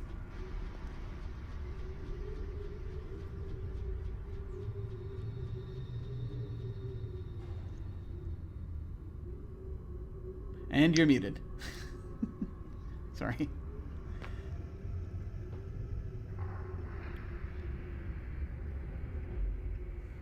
Yeah, so,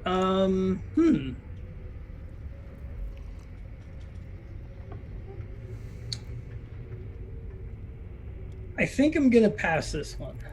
Okay. Okay. So that means it comes to me now, right? Mm-hmm. Okay, so I'm gonna pull up my character card again. Because I have a quick question. Sure. On my character card it says I can discard the current drawn card and draw a similar card not in the adventure deck. Ooh. Does that mean that I can do that here? Yes, I think so. Let me just look real quick. It's gone. I'm sorry. Try that again. There we go. You discard the current card and draw a similar card not in the adventure deck. Cannot be used on must play or proceed cards, which this isn't either of those. So yeah, and you can do that 3 times. Cool. Which you can, I don't know if you want to use these counters over here to keep track of that or not, but it's up to you. I have a Google Doc up and running. Oh, awesome. Cool. So yeah, then that being the case, let me pull out the appropriate deck here. This is, hang on. This is an approach card. So I'll go ahead and bring that up. So that's one use of that. Let me pull out the approach card. Can you see the approach deck? Yeah, I see one on the bottom right. You can now, if you so desire, and actually let me get rid of the gear deck. You can draw a card from that deck onto the. You notice if you hover over it, the little card will come out, and you can click and drag it. You can drag that card out and then flip it over. Okay. All right. Flip. The bloody. Ooh. Their hands are stained in blood. How did the nemesis drive them to rage? Ooh. That's a silver card. Do you want that one, or do you want to send it on? I have both of these symbols. So that means I have 3 potential rolls. I'm gonna give it a try. All right. So now you get to answer the question. So, when we approach the well, before I can do anything to the well, what rises out of it, all the ring style, is actually a carbon copy of Kafel herself. Oh no! And she's saying it's all because of what you did. You're forcing this to happen. This is all your fault. And it comes from me. That's not good. All right. So. I did it! Yeah. Yay! Cool. You got. Well, hold on. Yep. You needed 2 4s. Got a 5 and a 6. Yeah. I am reading the wrong line. Yes, you got it. Sorry. No, it's okay. I was just like, nope, that's I'm ready for it. What's You're the good. twist? You got it. You got it. Yay! So, Bizarro Kafel comes for her, and she struggles with it for a second, but then she's like, no, this isn't my fault. But I'm going to end it. And the illusion is destroyed. Okay, so so you slay them, so you get a blood token. Which you can either grab or you can probably copy it. Do we want some more blood tokens up here, or shall? Actually, no. Those are. Yeah, we're good. Yeah. Yeah. Okay. I mistook a heart token for a blood token earlier. I made a terrible mistake. Okay.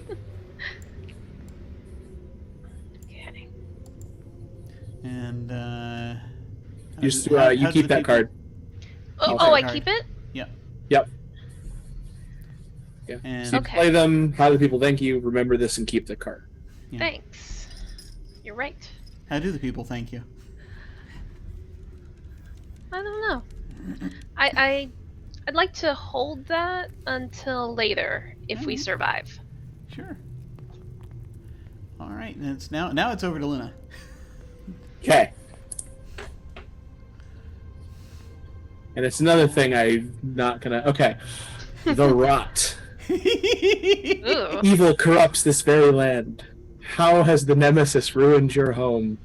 I already knew that though. Do you want that, or do you want to pass it? You don't have to answer it if you want to pass it. That's up to you. I want to try it. Okay. So I'm gonna spend a bonus to do so. Ooh. So I'll spend a bonus token, and that gets me an extra die. Okay. And this is where I find out that Roll20 still hates me. Nope, I got it. I 1 and a 5. Well, Yay! Yeah. Well, yeah. We Oh kinda yeah, already sorry. said How it. is the nemesis ruined this one? Sorry, I got so caught up in actually rolling something.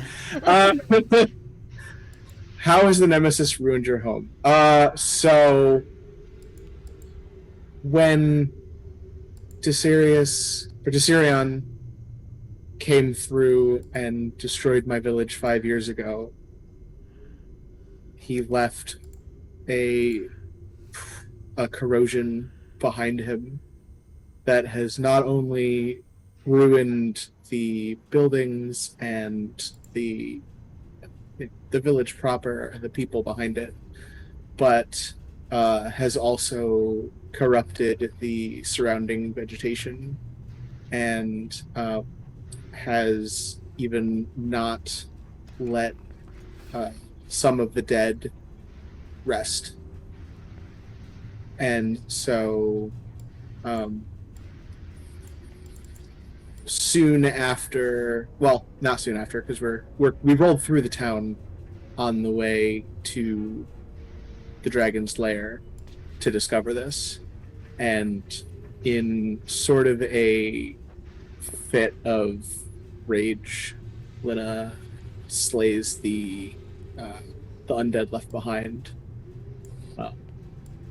and finds in the ruins of her own old home a scale belonging to Desirion, and extracted it and destroyed it.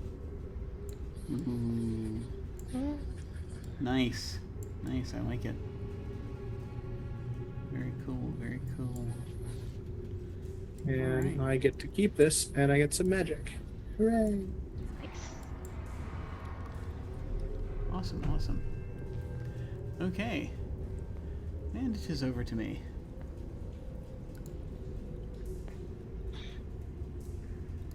I shall flip the card. The Omen! Perfect. Ooh. Oh, it's a party. It knows. The dark tiding of things to come. What does it mean? You know your purpose is strong and righteous. Take bonus if you succeed.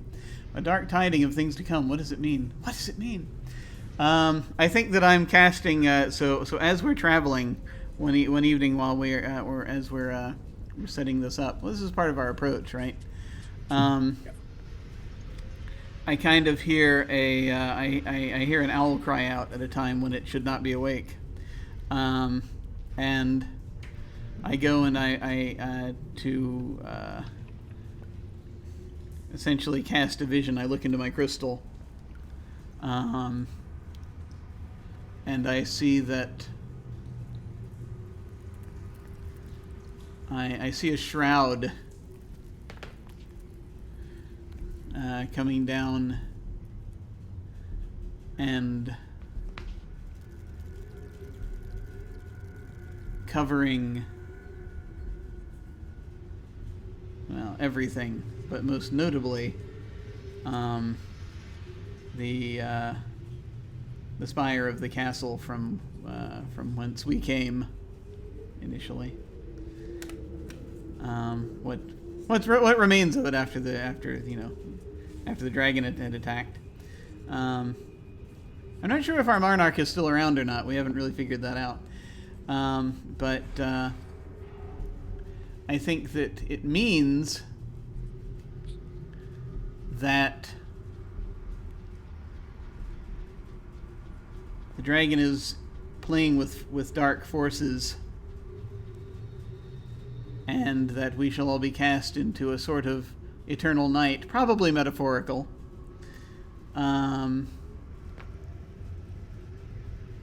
Because the dragon shall rule supreme. And this is what it means, and this is a party challenge, so everyone's got to deal with that. Just to make it harder on myself, because of course that's what I desperately want. I'm going to cheat. I'm going to spend one of my 5 bonus, but I'm going to also use my die that I rolled. I got a 2 on, because I would like a higher number. So this is the thing that we all roll on. So I'm still rolling 3 dice. Well, no, I'm not rolling 3 dice. What am I saying? It's crown. I have 1 crown. I'm going to be rolling 2 dice. Let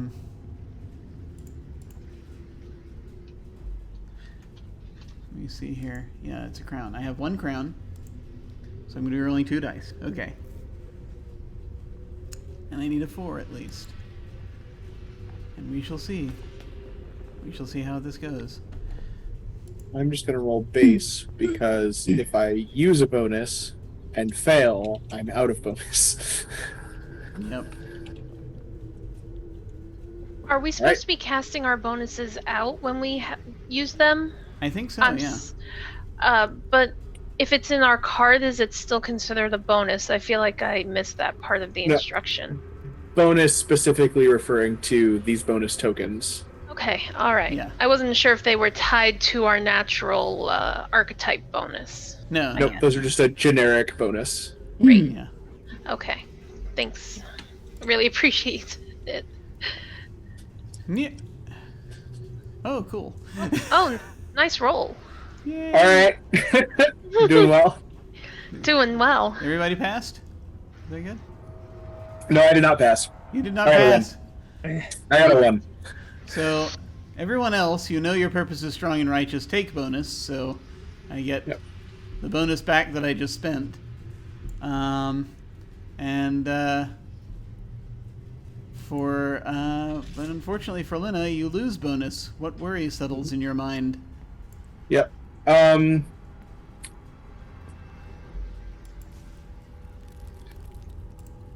Just that we may not be enough. If Ivo's prediction is true and the and our foe is meddling with even darker forces, I fear the four of us might not be strong enough to do what needs to be done. Oof. Yeah, that's not good. That's not good at all. Lena, we can't give up. We're almost to the end. We can do this. We'll avenge your village. So close.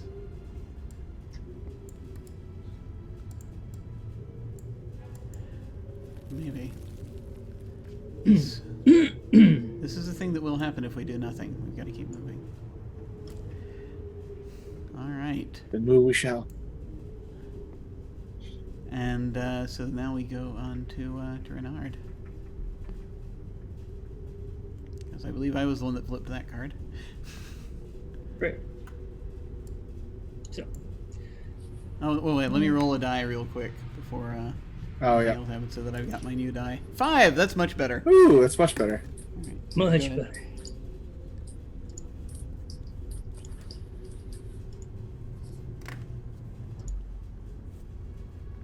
All right. Yep.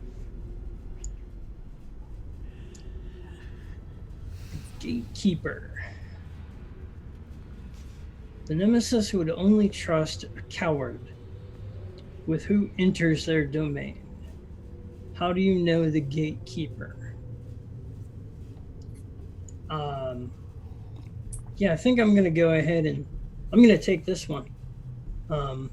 So I'm going to try and do this. How do I know the gatekeeper?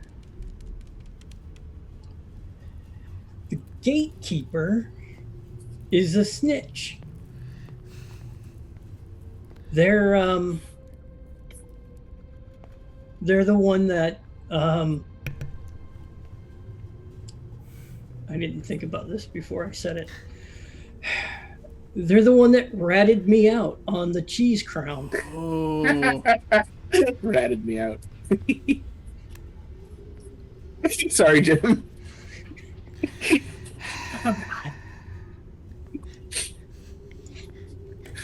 carry out .gif.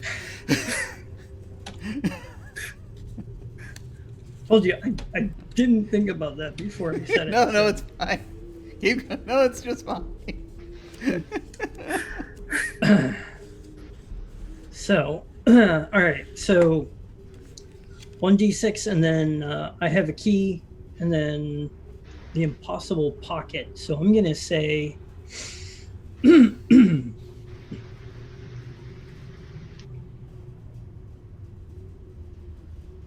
gonna say I reach into the impossible pocket, and I grab out an egg that happens to be a smoke bomb. And that's how we get past the gatekeeper. Fantastic. All right. So you get another bonus. Let me I need to make more bonus, don't I? Let me do that real. Oh, there are a couple in the bottom right-hand corner here. Let me move them up here. They're more accessible. So you get a bonus.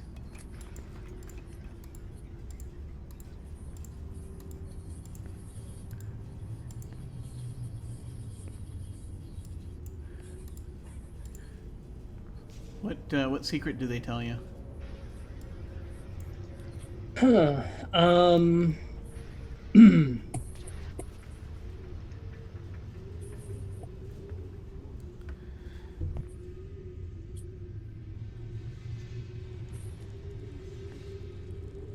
So, I think what happens is to use the smoke bomb in order to sneak past them, and then once I'm past them, I go ahead and tap them on the shoulder.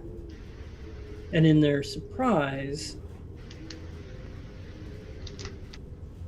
they blurt out that we weren't supposed to have made it this far. and that not all of the preparations are ready. Ooh. So there's Okay. things that we've managed to get there before they were in place. That is very good news. Awesome. Awesome. Must have been that well we bypassed. Yeah, I know, right?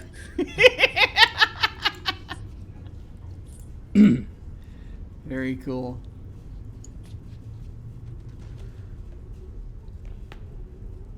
Okay, May.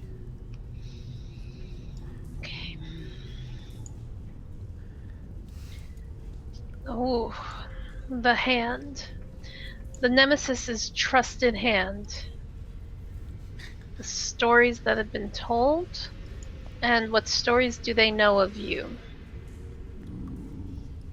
I have a sword, but I really feel like I should pass this. And can I pass it to a specific person, or does it always have to go? Always the next in line. But fortunately, it's Lena's Yeah. turn, right? I have 2 shields and a sword. Yes! So I'll have 4 dice to get 2 5s. Okay. Get him, Ray. The Nemesis trusted hand. What stories have you been told about them, and what stories do they know of you?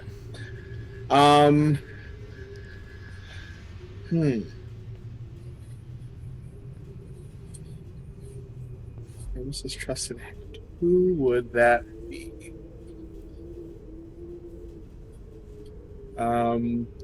So I think that the hand is an assassin type.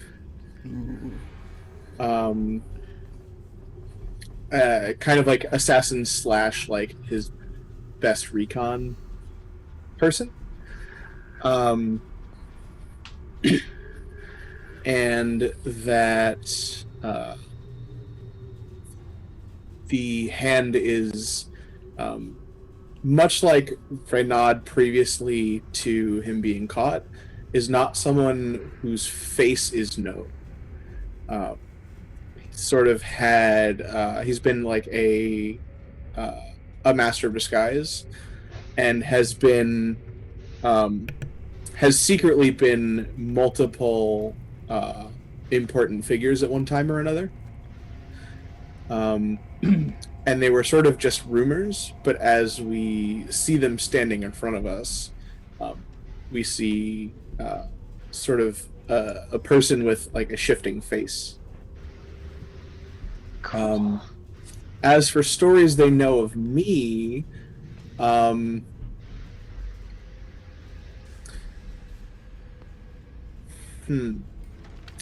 don't think they'd know anything about like the attack on the village, but they may know Lena from sort of through the grapevine of the Clown Dragon cult, just of the stories of the fire-haired savage, not savage, fierce fighter, who some in the ranks secretly or clandestinely referred to me as the Lioness. Ooh, nice. Love it. And I'm gonna hope that that epic story doesn't get ruined here. 46. Hiya! Ah. Nope. Well, You still slay them, but you would lose heart. yeah. So does it split the difference and only 1 heart is lost? Or do you have to I lose would- 2 heart? I would only lose 1 heart anyway, I think. Gotcha.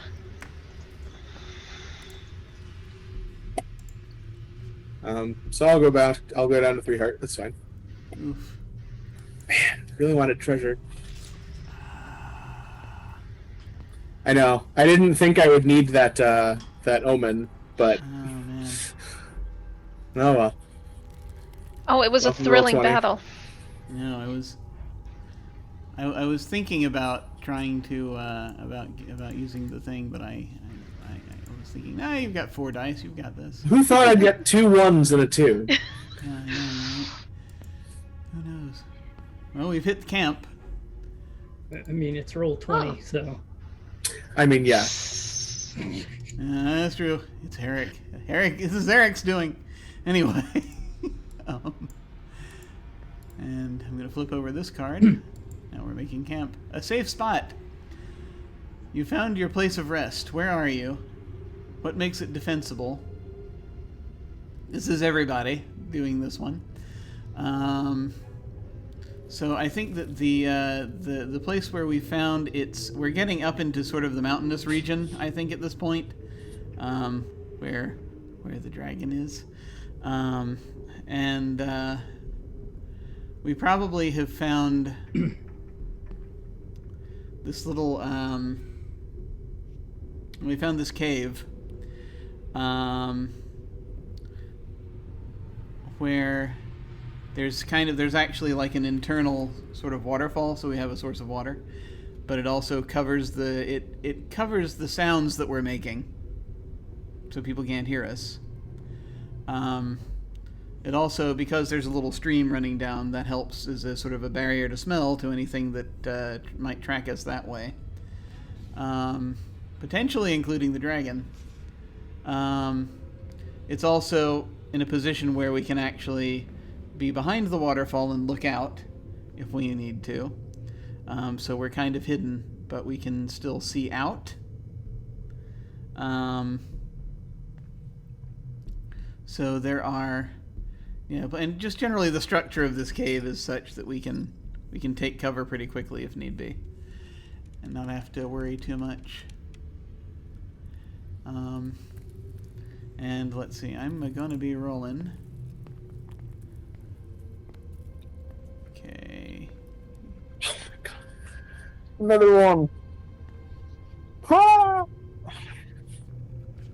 Ah! This is this thing's hitting Lena pretty hard. Luckily, there's no actual bad stuff mechanically in this one. Yeah. So I've got 2 dice. I'm just gonna use my 2 dice. We'll see what happens. Gotta get a 4. Or shall I use one of my? Actually, I'm gonna use one of my bonuses just because. I have so many. Because I'm about to possibly get one, and I can't have more than 5. That might have something to do with it. Mm-hmm. Yeah. Okay, good. Got that one. So I get that back. And anyone else? I've got 2. I'm going to use a bonus Okay. on this.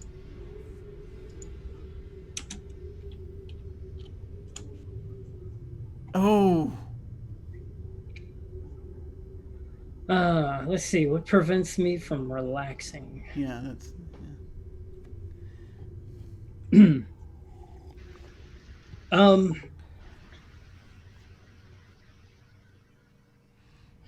I think it's the encounter with the gatekeeper is what's preventing me from relaxing, because if he was here, then it's possible that that he's kind of spilled some of my secrets.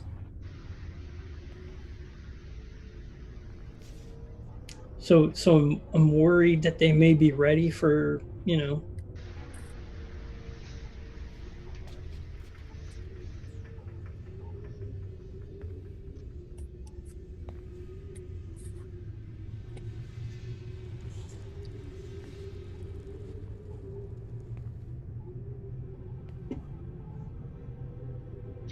think you're muted, Jim.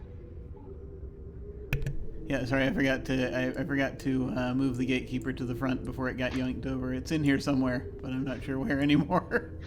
Oh yeah, sorry. I was trying to dig through to find the hand because I do still slay the hand, which I didn't okay. think of. So I do have to grab a blood token. Oh yeah.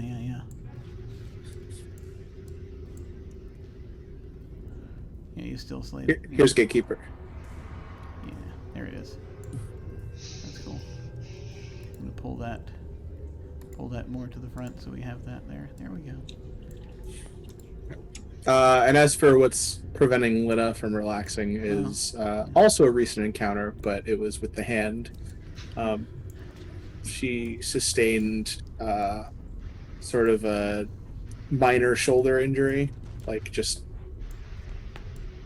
so it's like sore, and she's too busy nursing it to actually be able to relax. Oof. Action movie shoulder damage. Yep. What does Caffel do to relax? Honestly, I think she's gonna try to trade stories with Lina, because I saw in my mind a very epic fight between Lina and the Hand. You know, super stylized, super cool movements. So she's constantly handing Lina the next piece of gauze and telling her stuff and then he came at you and you were just no way, and you did this cool super pirouette move, and I really want to learn how to do it. She's kind of gassed up about it. She thinks it's actually going to help in the fight against the dragon. Nice. It's probably also why Lina's having a hard time relaxing. That's fair. Yeah. That's fair. I think Ivo's just I just want a nap and a bath, but instead I'm getting fangirls and my shoulder hurts. Yes. Nice. Yeah, I think Ivo's just sitting and drawing on the. And he's sitting and drawing a chart. Basically, he's drawing a star chart. All right, and I think that was my turn, if I'm remembering right. So it goes now to Rock. Go ahead and flip the camp over. The whole camp. Flip the camp over. Oh no. Or just a card. You've heard of table flip. Let's see. Melody. Music can stir even the melancholy spirit. What does the song mean to you? Everyone takes a bonus. Yeah. All right. Providing music. So I've got keys on this one, so I can go ahead and try this one. All right. So I've got 3 keys. And I think I'm going to use another bonus on this one, just to be sure. Okay. So that should be 4d6. So you have 3 keys? Yeah, because excuse me, I have two keys, because I have a key on my character card, and then I have a key for the impossible pocket. Yeah. So so you'll have 3 dice. Yeah. Plus 1 for bonus. Gotcha. Plus 1 for bonus. So that's 4d6. Awesome. So Nailed it. a 4 and a 6. Okay, so that's 2 over the 4. All right, yeah. So I reach into the impossible pocket, and what happens is I, so there's kind of this melody that's sort of playing, but it's a little weak. So I reach into the dimensional pocket, pull out an egg, and I crack it open, and it's kind of, I don't know what the medieval equivalent of a speaker would be, but it makes the music louder. Megaphone almost. It makes the music louder, and you know what, I was actually about to go ahead and type this into the chat in response to what May had said, but we're just going to go ahead and make it part of the fiction. It's a song about eggs over hard.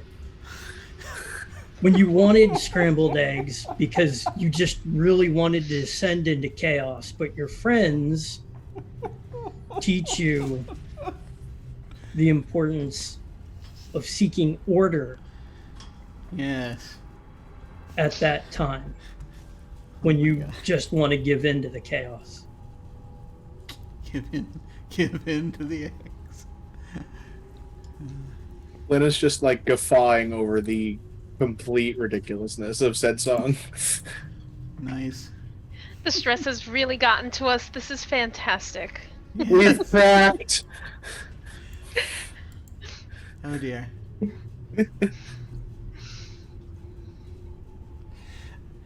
Okay, I think that's over to Cathal now.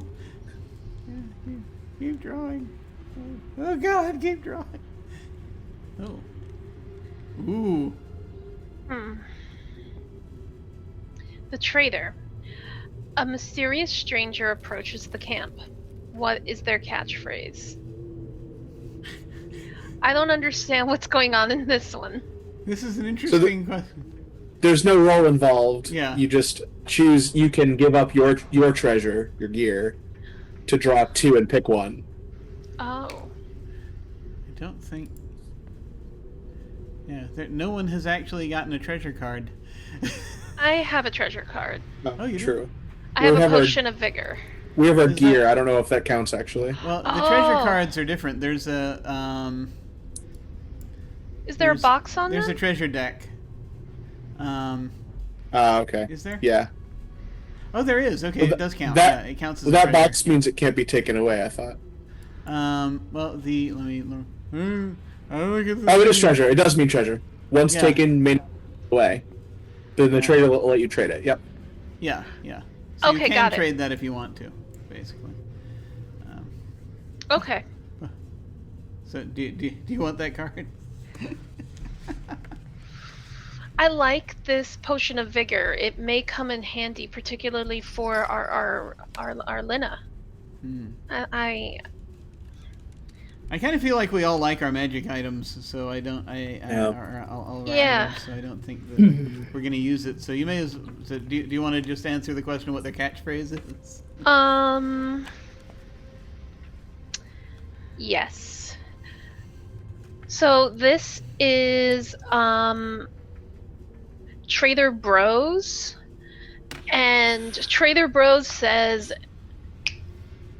you could buy from someone else, but then where would be the magic, bro?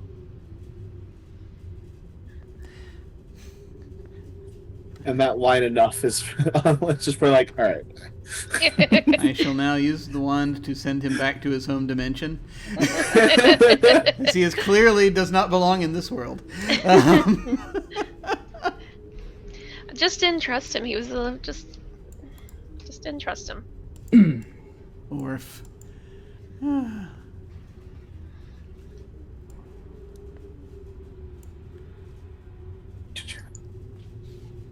Oh boy. A ritual.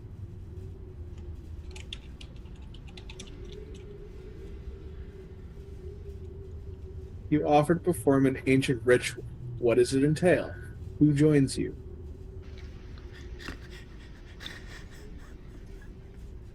I think I'm going to pass this over to our resident magician. Oh, okay.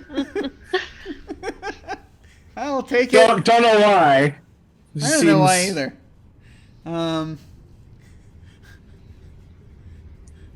Sorry, those coupons are in the brochure. You left only behind a brochure. Okay, so I'm going to perform an ancient ritual. What does it entail? Who joins me? I can use a crown and a star. I have one of each. I have I'm an national one. interested. I assume joining you doesn't give you access to extra symbols? No, it's just it's its own thing. It's a solo thing.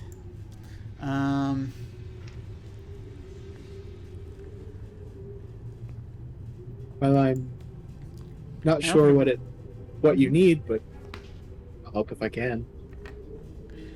I think that it entails it's a kind of a ritual sort of for luck, I think. And it's really just a question of I'm just going to do everybody's charts, basically, if they would be willing. I'm just going to cast this I'm going to cast Futures for us.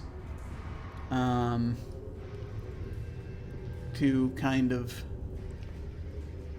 strengthen our resolve. And it says everyone who takes part takes bonus. So this is to help strengthen our resolve, and that we are to help us with our to know of our what comes for us. I could certainly use a bit of luck. Right, so who all wants to join in? I'll join. You're muted. Yep. So, in order to take part, I mean, like, we just roll a die, or do we have to No. be able to contribute a symbol? No, I'm rolling the die. Okay. You don't lose anything. It's just if you decide you want to take part of the ritual. Yeah, sure. Why not? And it's Hopefully the only thing it can't hurt. Yeah, the only thing you're risking is the crushing guilt that may happen if because you participated in a ritual that rings hollow in an evil place. If I fail, but I'm gonna have 3 dice plus a die because I'm gonna use my bonus again, and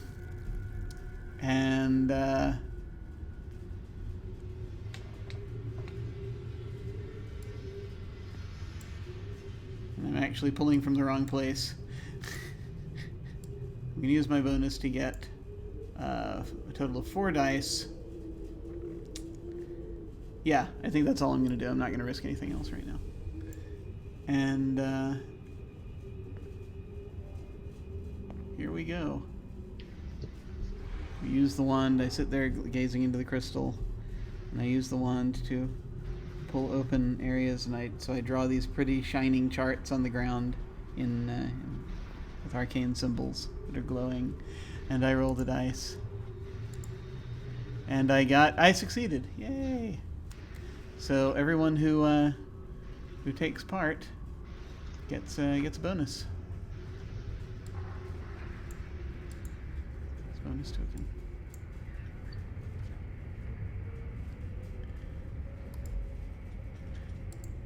All right. Let me see here. We're probably actually going to be heading toward our second break sometime real soon. Do we want to go like another couple of turns, or do we before we do that, or do we want to go to break now? You are muted, sir. I'm good either way. Let me get we go another turn or two. Sure. Yeah, why not? Let's see if we can get through the camp cards. I think maybe because I think we only got another couple of cards. We'll see. Maybe. So yeah, it's now to rock. Okay. Yeah, this is the last camp card. All right. So, dawn breaks. You clear camp and ready yourself. Who must you awake? Choose a character. What dreams did they have? How did you wake them? If it contained you or the nemesis, take bonus.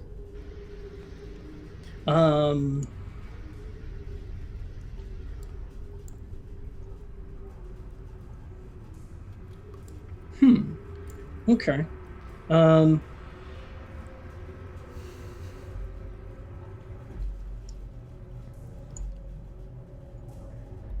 So I was thinking that perhaps Lena would be the one that I would have to wake up, if you're okay with that.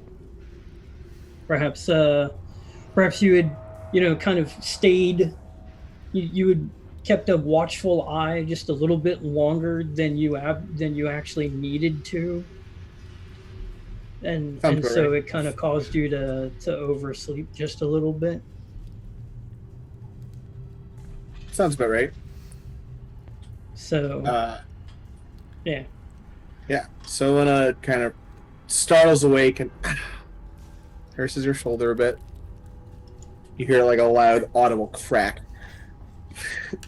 Um, oh, have I overslept? Sorry. I was having a dream. Uh, it's wasn't a pleasant one, but it's one I've had before, so I guess it's not too out of the ordinary. But I I dreamt of the attack. I wasn't there when it actually happened, but over the years I've had vivid dreams of me standing in the midst of the destruction caused by Desirian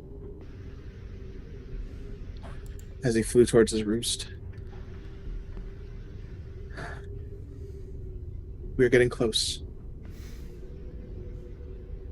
We must press on.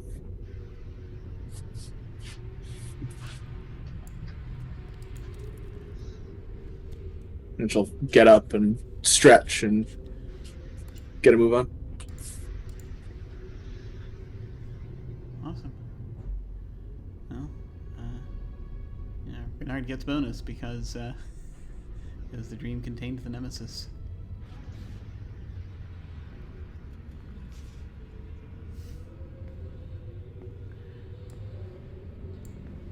Lair. Do we want to take a quick break before we go into the lair? Yeah, probably. All right. Probably be a good time. All right, we're gonna go on. We're gonna take one more break, and when we return, we shall enter the lair of the dragon. We'll be back shortly.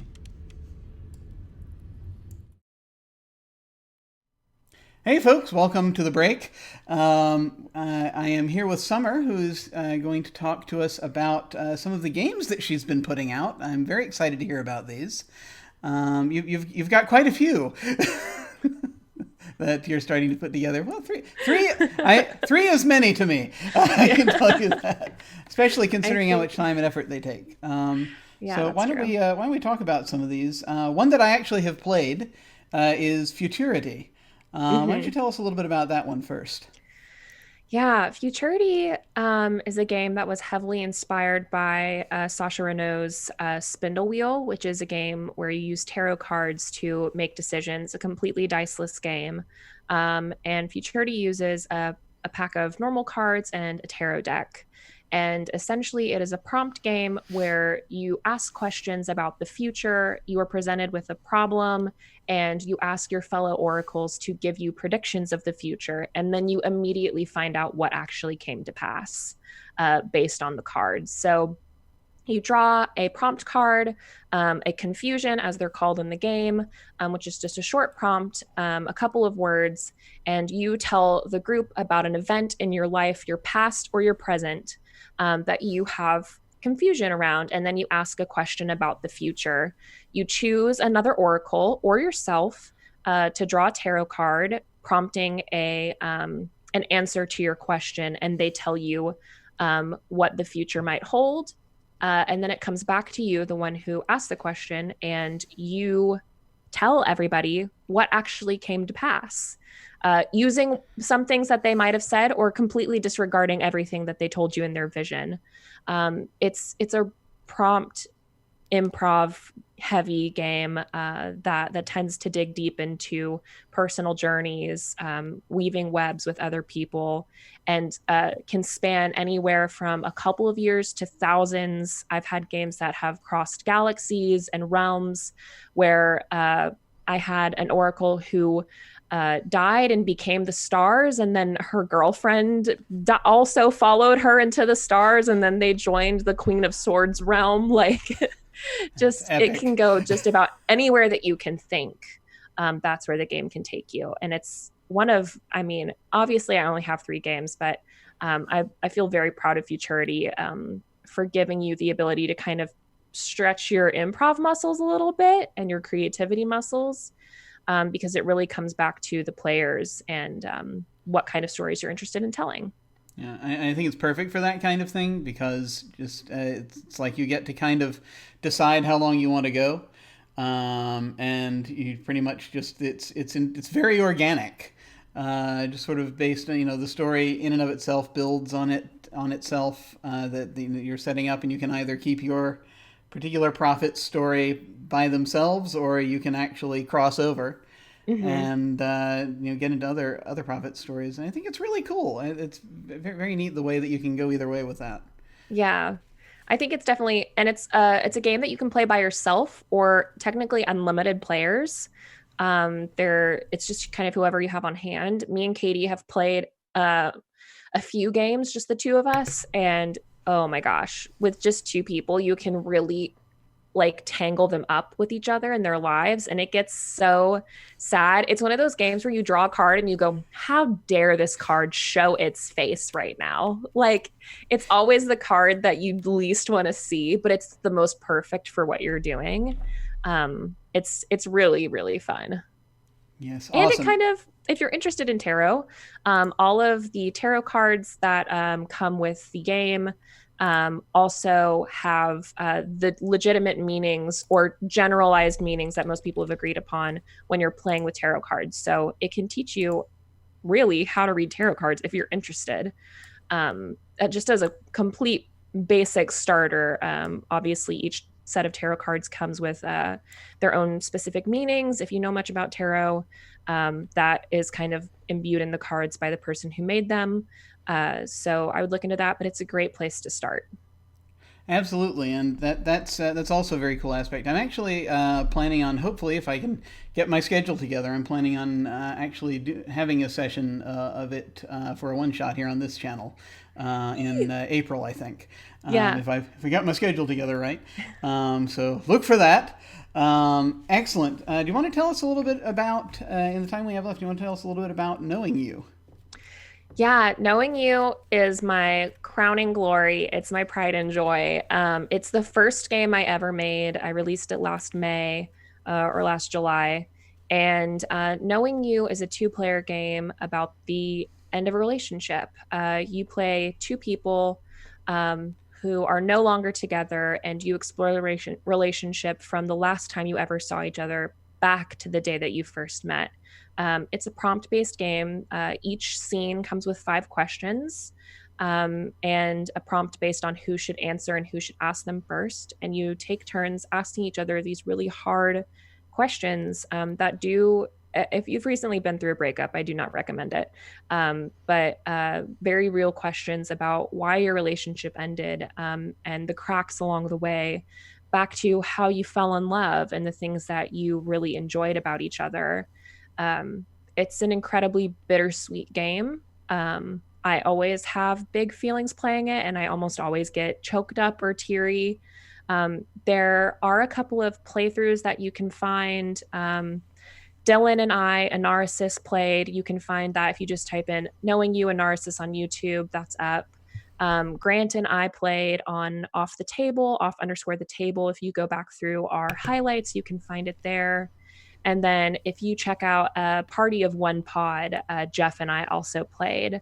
And that was probably one of my favorite games. Jeff really choked me up in like the first 15 minutes, which normally I get choked up in the middle, but he really got me good. It was a good game. I listened to that one. It was really good. That's another game I'm hoping eventually to be brave enough to try. As I'm slowly trying to learn how to come out of my shell for certain games and deal with stuff together. It strikes me as a game that might be good for processing stuff that I have problems with in particular, so that might be good. And then do you want to tell us just real quick about the Flores? Oh my god. Play the Flores if you just need a bullshit time. It is literally the Flores lava made into like a PBTA kind of like loose hack. You have some basic rules for just like screwing over the other kids. You line the battlefield with furniture, and you hop from piece to piece. You push people off. You can call your mom if somebody's too rowdy. It's meant to be kind of along the same silliness of like, I don't know, just like any one shot that you can think, like just to not have like a character you're attached to or anything like that. It's just to kind of goof around with some friends. And I wrote it for Kiana's dungeon couch jam. And I was like, oh, this is actually perfect for that. We also have a playthrough of that on Off the Table. And it was just so fun and so stupid. And so if you just need something quick to pick up and play, I highly recommend it. It's a lot of fun. It was so good. So stupid. Watching that was so fun. Just especially seeing, if any of you have been on the channel, you've seen Matthias, who ran the Cold Ruins of Last Life campaign on this channel. Just go watch that actual play. He goes freaking crazy on it. It's delightful. Yeah. But, well, where can folks find these games if they want to go check them out? They can find them on my itch.io at Just a Summer Job. That's where I have all of my games available for purchase. And that's, I think I also have it maybe linked on my Twitter at Just a Summer Job, same name. So if you're interested in playing those games, they're all on itch. They're like a couple bucks. So awesome. I would check them out. And were there any other parting words or other sort of links you want to leave for us here? Go play my sad games. You'll heal, I promise. It's good. They're cathartic games. They seem, especially knowing you, seems really scary. And I was honestly terrified to play it the first time.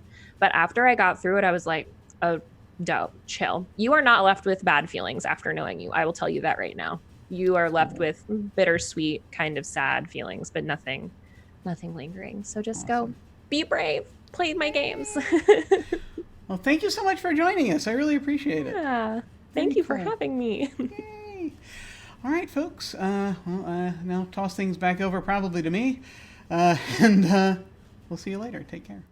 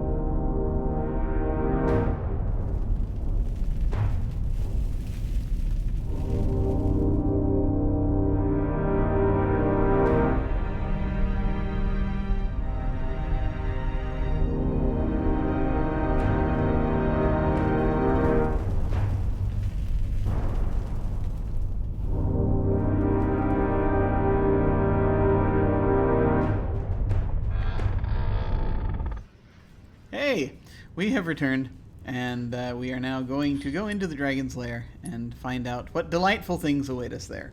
And I believe it is to Kafel, if I remember right. Okay. The Pact.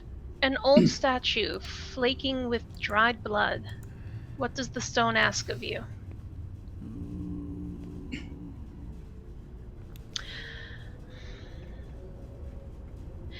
Quick question. The sword at the bottom, does that count for anything? Yeah, so you keep that card so it gets added to your attributes that you have Got it.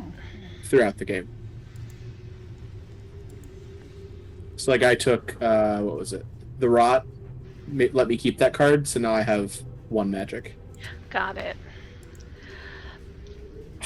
I feel more comfortable if I pass this along with the hopes of it getting to a certain someone that has those 2 symbols. Yeah, here you go, Jim. Oh, what? What's happening? I vote this is for you. Oh, okay. Oh, thank you. Thanks so much. What is this? The pact, I see. Okay. Found this old statue. I think you're the one to handle that. Oh, okay. Sure, I'll take a look. Yeah, an old statue flaking with dried blood. Okay. What does the stone ask of you? Okay.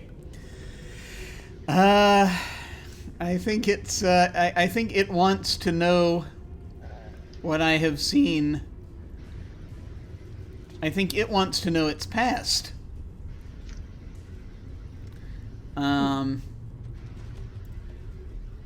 It was not who it is now. Or it looks the same. Perhaps it wasn't a stone. It wasn't made of stone earlier. And it wants me to cast its chart, but in the opposite direction of what I usually do. Not to look into the future, but to look into its past. To try to tell it who it was. This is probably the only thing that will keep it from trying to slay us. So, let's do that. Let's see. I am going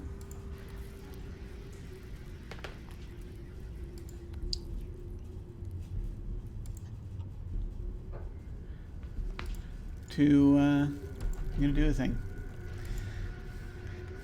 So I have a 5 sitting in my as my die. I think I'm gonna use that here because we're getting closer. Seems reasonable.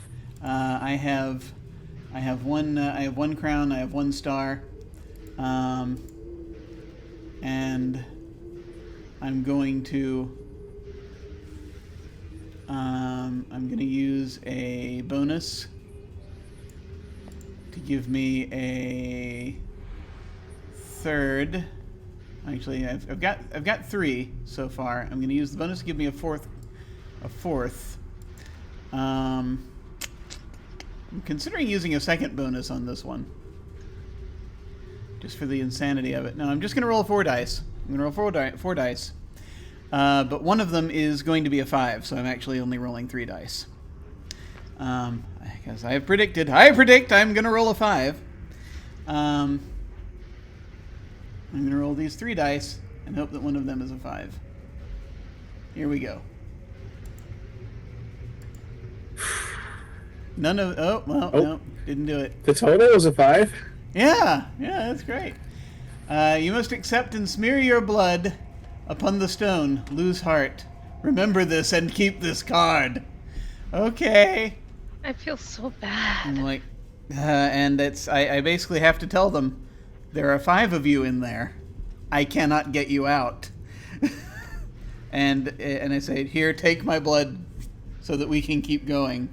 And I will smear my blood upon the stone. And then there were 6. Yep. Oh. But I've got a sword now symbol, which might do something. I don't know. Maybe. Hopefully. Yeah. So, back round to Renard.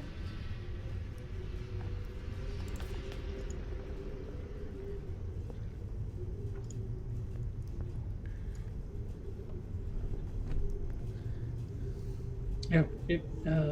Hang on.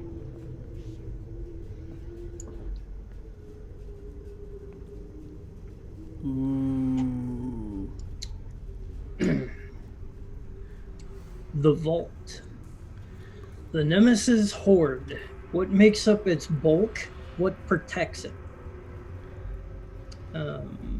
You steal from the Horde. Take a treasure. The interesting thing is this is a party card. Also, I need Say to roll. what? I need to roll a Yeah, die what? to replace what I just did. I have a 1. That's going to be an awesome die for me. Sorry, go ahead. Okay.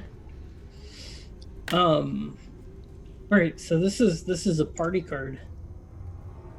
Yep. So what makes up its bulk? This is a clown dragon. So with a clown cult. Fabergé eggs? Whoopee cushions.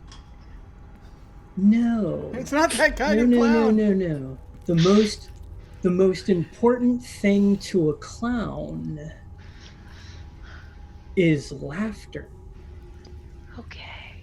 Or if it's a sad clown, tears. But sorry, go ahead. Ooh. Well, maybe that Straight up is mask and is this mime. is this a sad clown? Is this a well? This is it. Is It the was- the sower of sorrows? Yeah. Oh yeah. Yeah, the dragon So- is the sower of sorrows, and we named the clown. What was the first?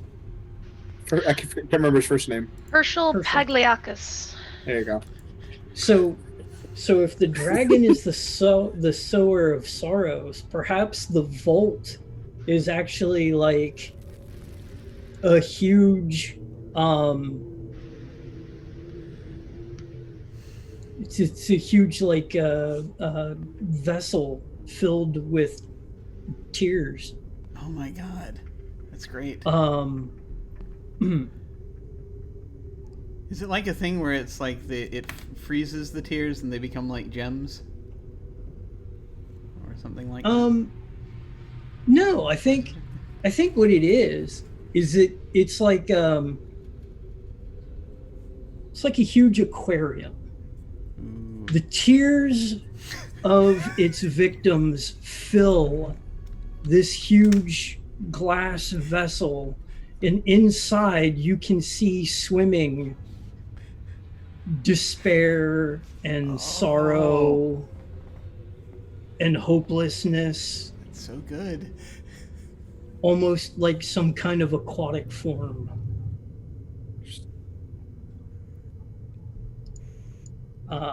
Yeah. So, as far as what protects it,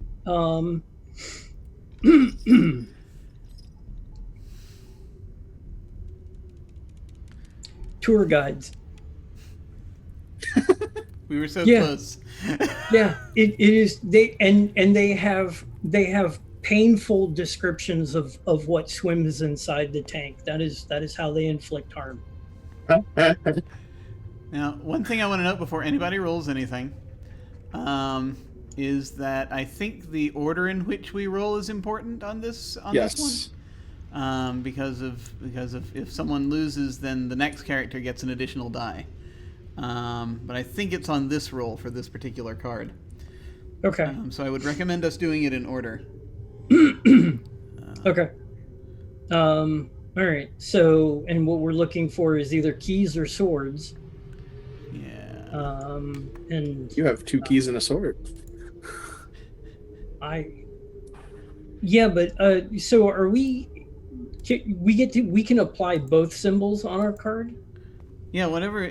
Well, yeah, if you have like a key, if you have 2 keys on your cards, if you say one card has a key and then another card has a key, and then another card has a sword, then you get 3 extra dice. That's the way I understand it, anyway.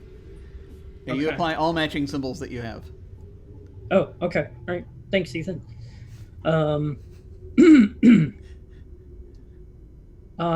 So all right. So then I have a key and a sword, and then I also have the impossible pocket, which has a key.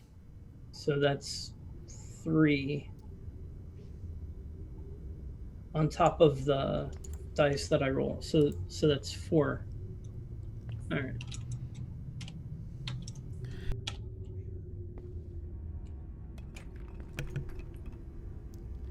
And youch. Okay. So I'm gonna lose a heart, but I'm gonna provide a distraction. Okay, so it goes now to So Koffel. Yeah. I have evidently drawn the attention of all of the tour guides. Ouch. Let me tell you about the sorrow. Ask me about your sorrow.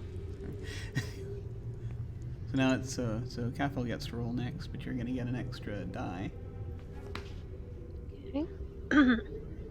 My cards gave me 2 extra dice, so I was going to roll 3, but now I roll 4 because of the extra die. Yeah. Ah, okay. You got it. Yes. Cool. Awesome. Goes to Lina. Oh, you get a treasure. Let me actually pull out the treasure deck. Okay. So, Okay. did I shuffle this deck? Wait, let me shuffle the deck. There you go. Sure. Go ahead and grab a treasure. Okay. So I have a sword.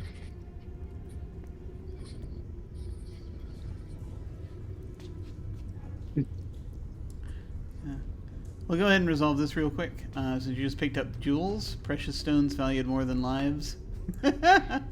What will you purchase with your share, we wonder? What are you planning to get with that? So I see that Rock is getting not Rock, sorry. Name's right, Renard.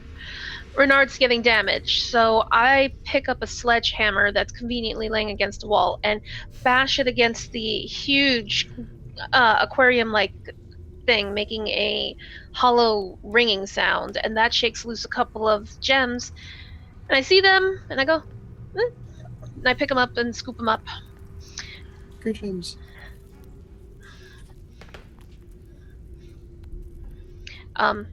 I don't think I answered that question in all of that. I kind of want to think, though, that I can still hear voices as I pick up these gems. I feel like they are the crystallized tears that were used as also to decorate the giant aquarium full of despair and angst. So they're haunted gems? Cool.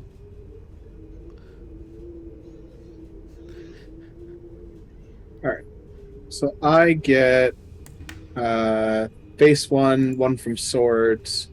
I'm gonna throw 2 bonus at this, maybe. Mm-hmm. Hope we get somewhere. 46 gives me. Woo! There we go. Well done. I will take that. So I get a treasure. I found Evil's Bane.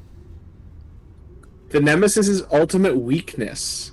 You held this weapon before, but how did you lose it? If you have any blood, lose it. You cannot gain blood. Okay. Is that good? No, I'm actually not sure. So I can trade blood in for bonuses normally, but if I'm holding Evil's Bane, I can't do that because I can't get blood when I slay things. But it gives me a sword and a crown, so I'm not going to complain too much. All right. It's something. All right. Yep. That is awesome. Okay. Cool.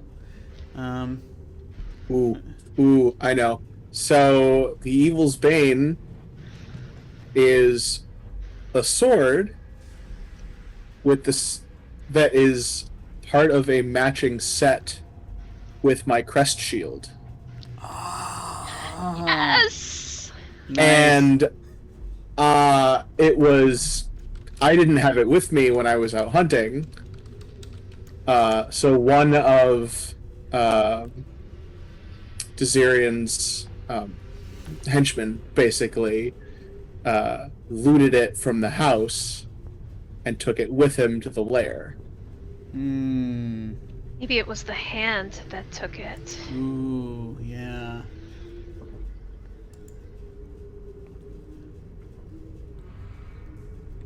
Nice. That's ditch awesome. this blood. Okay. Let me see. Try to figure out how to organize my cards. So I have now a sword thanks to the pact, and the terrible pact I had to make, and I do have a key, so I'm gonna have a total of 3 dice. Plus I want to, so I'm gonna use one bonus die, one bonus to get another die. So I'm gonna have 4 dice, and then I'm gonna use another bonus to re-roll the 1. There you go. Basically, that I'm gonna be that I have hold of right now, which I will do after I roll these 4 dice to see what happens. Here we go. Yeah. Oh, just Got okay. it. Good. All right. Excellent. And then I'm going to roll 1d6 to see. It's a 3. That's better than a 1. Okay. Not great, but, you know, I'm going to have to get rid of it again probably. But there it is. All right. And I take a treasure. I get a treasure. I get treasure. I get a bloodstone. How gruesomely appropriate. A deep red stone. It pulses with power. Why does it sing for you? Because I have made the pact. That is why. I can hear it calling. And as long as I hold it, I may lose 2 blood to take bonus. I have 1 blood currently. Damn it. I may lose this card to take 3 blood. That will be handy. Okay. That's good to know. Ah, jeez. Okay, that was hard one, but there it is. Oh, man. That was good. That was very good. So that was Renard, yeah? Yep. Yeah. Cool. So now it's Scaffold.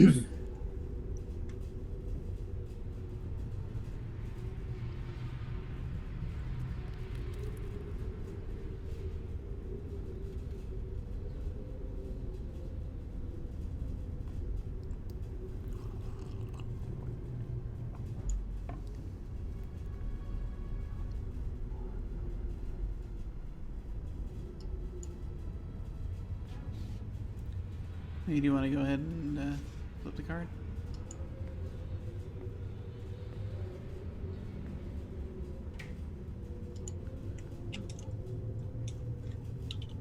Wow, I'm on mute. Pro gamer, everybody. It's my turn to roll, isn't it? Yeah, it's your turn. Yes, it is. Yeah. Sorry. The captain. Ooh. You break through their company to get at them. How have their actions hurt you? I'm gonna pass this one to Lina. Okay, so I have 2 swords and 2 shields. So I get 5 dice.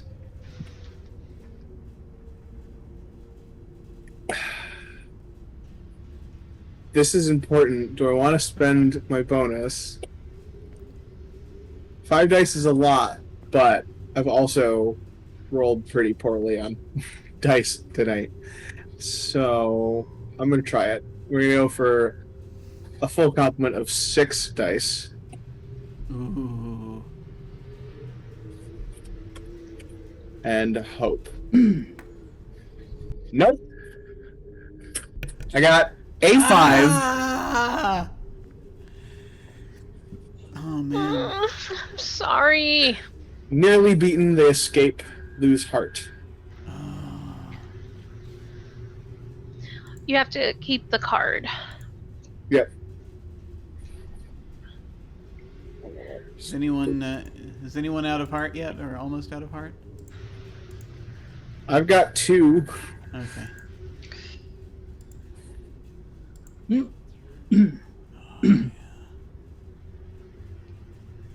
So the turn passes off to Jim. Okay. Here we go. Can't wait. Oh. Okay. The hallway. Death hidden but eager. How is the trap in this hallway bypassed? This is a shield and a key. I'm going to pass this card to Renard.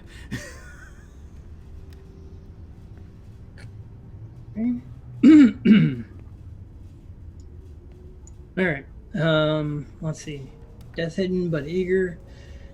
How is the trap in this hallway bypassed?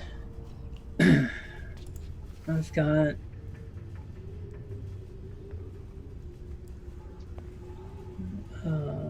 key and I've got 2 keys, so 3d6.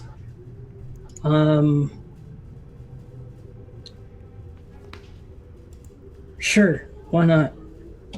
We'll run at it.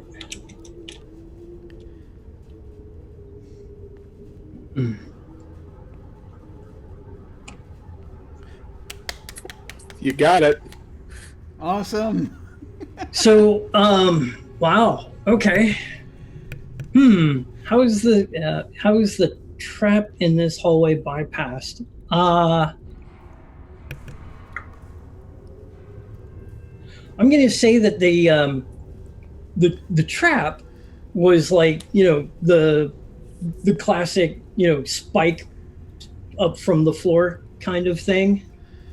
And Renard once again reaches into his pocket and pulls out an egg, and he just tosses it down the hallway. And as it bounces along, it just magically seems to hit all of the pressure plates that reveal where the spikes are. Awesome. That's great. Well done. So, Very cool. Oh wait, no, you keep that card. I'm sorry. Go ahead and pick that up. okay. You have another key. And it's over to Kaffel. Okay, so it's my turn to pull. Mm-hmm.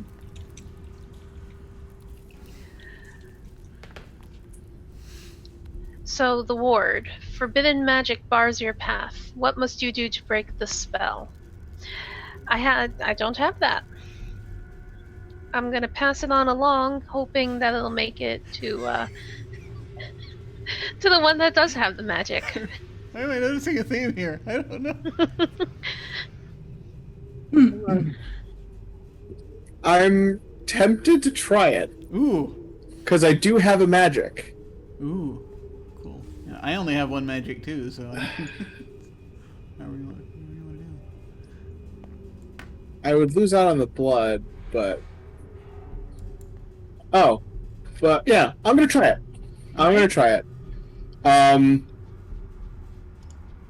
What must I do to break the spell? Well, I'm going to try the best thing that I know when it comes to taking down walls. I'm gonna smash it a lot. Victory. Yes. Rena literally just takes Baneslayer and the shield and just like charges head on, pierces the barrier, and then takes the shield and just smashes right alongside it, and this so-called magical ward just shatters like glass. Yes. Ethan said, I cast sword. Yes, I cast fist. That's so good. So take blood and heart. Yep, and I can't take blood because of Oh. Nemesis Bane, but I take the heart. Awesome. Well, I guess this goes to me next. The image. You see an image of the Nemesis. What is it? Ooh, I might be able to do this because I've got a sword now and I've got a crown. Oh man. Okay, I got to roll 2 5s. I think that it's a. I think the image of the Nemesis is. I have a vision, another vision of the Nemesis. It's trying to. It knows that we're here. I think maybe, or it's looking for us. The dragon does, and I see the dragon. Sort of. Trying to reach through. The connection that I have now to the Eldritch Chaos, and I'm going to try and stop that. Because So it's a vision in your head, not a, like... Yeah. Okay. Yeah, I think so. I mean, there's this an illusion sort of thing in front of me a little bit. Right. So it's possible some folks might see some of it, but I'm getting like the brunt of it. let's see, 1 crown, 1 sword. And so that's 3 dice. And I'm going to... Let's go for broke. I'm going to spend my last 2 bonus. For I am a madman. I shall roll 5 dice now.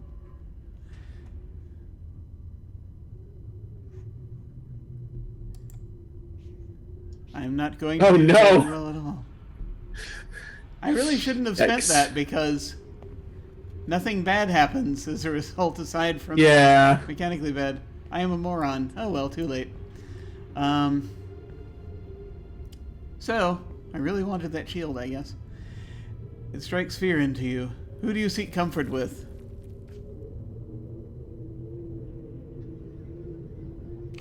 I think I'm going to, I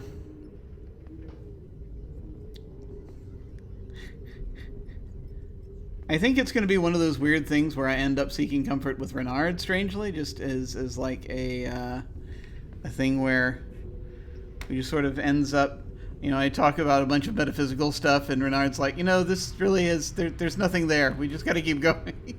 What the hell are you talking? Just can't see it at all. And I'm like, yeah, okay, all right, yeah, no, you know, so it's like a...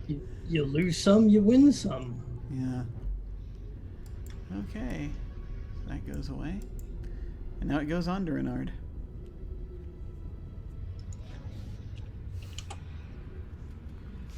All right.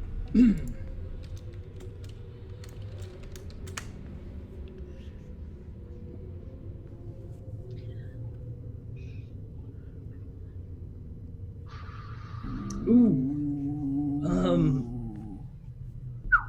3 cards. 3 dice. Oh, this is a party card. Okay, cool. Oh, thank you. It's dangerous. I'm a little worried there for a moment. I'm still am, but at least it's a collective worry. Yes. Um. You have to share your worry with everyone else. All right, so the second, the Nemesis' closest companion. How have they beaten you before? How are they better prepared now? All right, so this is swords, magic, and crown. We need 4, 5, and 4. Oof. Yeah, this is going to be a rough one. Yep.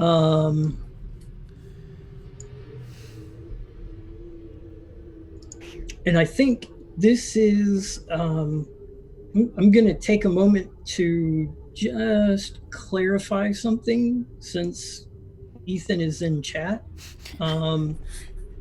The scoundrel's ability to convert swords to keys and keys to swords, that's all of the keys, right? Not just the ones that are on the character card.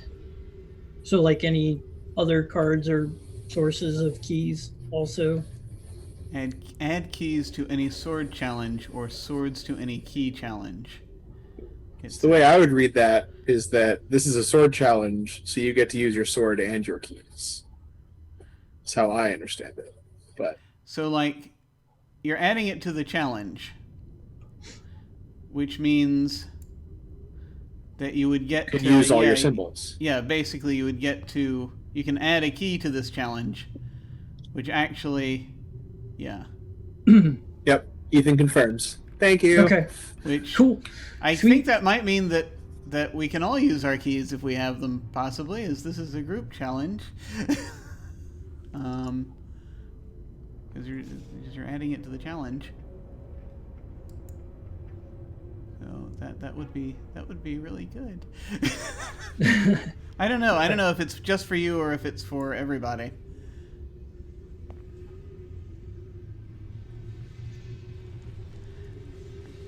Yeah. Are we generating errata? Is that what's happening here? I think we are. I think we're generating errata. This is a. Okay. Yeah. Why the heck not? Sure. Yeah. Okay. We have permission. We can do it. Sweet. It's the rogue finding the weird workaround. Yes. And pointing it out to his party. All right. So let's see. So I have a sword and a key, plus a key from the impossible pocket. So that's 4d6 right there. And then I've also got that extra key from the hallway. So that's 5.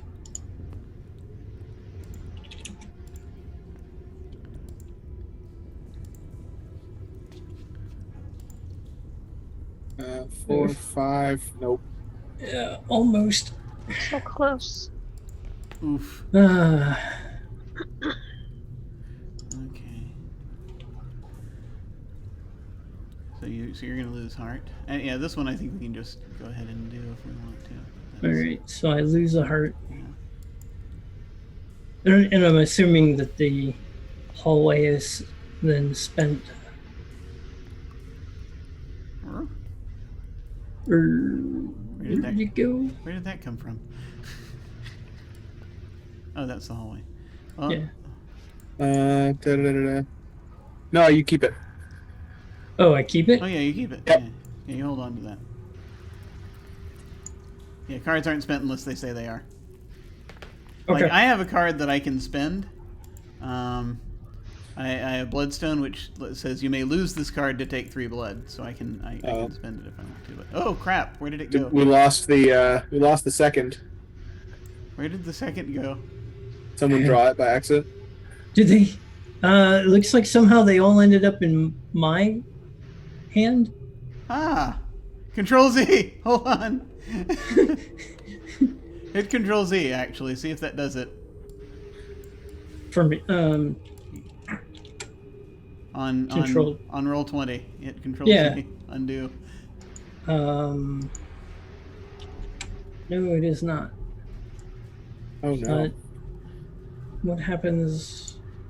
Okay, I mean, you might just be able to put them back on the table. Yeah. They'll be in a random order, but Yeah, you should be able to drag them back out. And that's kind of what I'm trying to do. Let's see. It was in a random order in the first place anyway, so. yeah.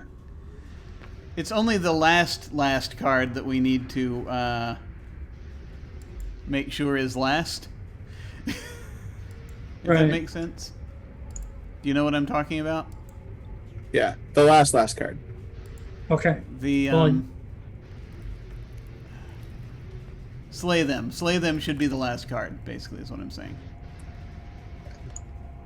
If it's not, we'll just very Yeah, quickly we'll- flip it over and scoot it. Yeah. And then I think you have the one we're currently working on still in your hand too. It's one of the layers, I think. Because Do it what? proceed on it. Oh, that. I think one of the layer cards in your hand is. I can't see them, so I can't tell. I just know you have 2 layer cards. yeah, I have the hallway, and then here's the second. Yeah, there we go. There That's we what go. I was. Okay, cool. Yeah, so let's go ahead and. because we Roll gotta keep 20 going on the calendar. shenanigans. Yeah. All right, we're back. We got it. Yay! Okay, cool. Yeah. So yeah, who wants to go next on the second?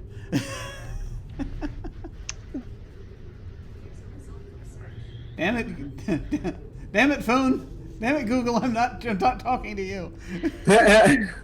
Trying Would to it be- search things for me. If Renard failed his, does that mean that you get an extra bonus roll for the next person? No, that was that that was was- just that one. Yeah, that was just Got the it. aquarium. Oh, okay. It was specific to that room. Got it. Just wanted to ask. Ethan, when you do, I want a copy. Yeah. Oh yeah. Yeah, Ethan said it's somebody's planning getting getting it in print, and that would be really cool. That'd be really cool. Yeah. So a key has been so you added. can go in to this order? list, so it's yeah, sure. So May is next. A key has been added, so there's a sword, a star thingy, a crown, and a key are all available Right. to you. I do not have the key, so I do have a question about my 2 of my cards, which I think I accidentally flipped one, so I'm going to flip it back. No, I didn't use that card. I don't know why it's there. I don't know how I did that. I have a sword and a crown, and then I had another card that had a sword and a crown, and then another crown at the bottom. Does that mean that I use every single one of those? I think if it's the type of card that I think it is that one you picked up that was like one? It was like an adventure card that you picked up. Yeah, it's the one. It's just the crown at the bottom is the one is what you want. It says. It's just when you pick up those cards, you're just using the symbol that's at the bottom of the card. Got it. For that one. Okay. Yeah. Use the one at the bottom. So that means I get 3 extra. So that means 4. But I can also use a bonus. I haven't done that yet. So I think I'll use tons of bonus. Yes. So I think I'll use 1 bonus to make it 4 extra die, 5 total. I think I mathed that right. Ooh. Oh, holy crap! I'd say you got it. You succeeded. Only really me. And then I take a bonus. Well. Yeah, you take a bonus. You harm them. Take a bonus. Yep. Yep. Okay. Okay. So I have 2 swords, a magic, and a crown. So Spend a bonus to make a bonus. 2, 3, 4. So I get 5 dice. 6 and 6, 4, 5. I got it. Ah, excellent. You get a bonus. So I take a bonus. All right. And we never really said who the Nemesis' closest companion is or what they are. But it's an interesting. Oh, yeah. I wonder if it's another dragon. I don't know. Or is it a mime? We already have a clown. Let's see. I have 1. Or is it the general who escaped Ooh. that we managed to corner this time? Yeah, I like that. 1, 2, Ethan suggests zombie clown. 3, Ooh. 4. So I have Sound like? 4 bonus dice, so I've got a total of 5 right now. Yeah. That's where we are going with this. Let us hope we roll well. Go, Ivo, go. 5, 4, and no. 5, 4. So close. All right. Well, we lose another heart. I'm down to 1 heart. All right, I got you. Right. Because Lena can give heart, right? Yes, I can choose to lose heart in place of a teammate. What? What? That's my ability as the heavy. Don't die! No! Are you sure? Are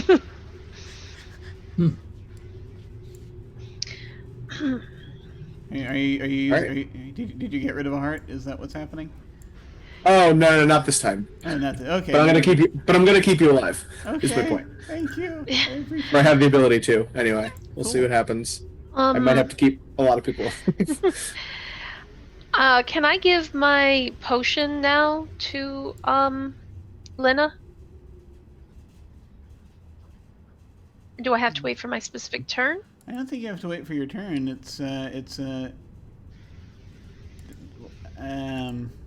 I think you just use it whenever you use it, right?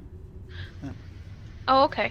I don't know. I can't see it, but yeah, you can use it. Yeah, you can use items. But it's Here, it's back on the table now.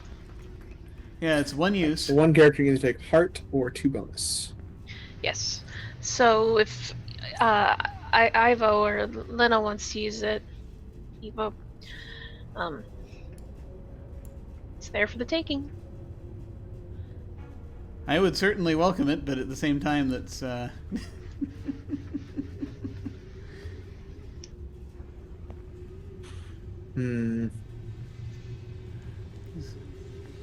I think we can save it at least for 1 more card.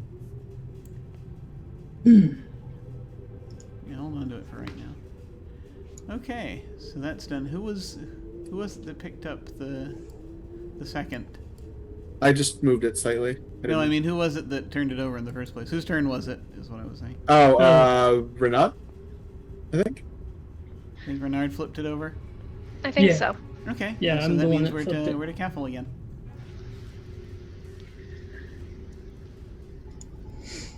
The ultimate. The ultimate.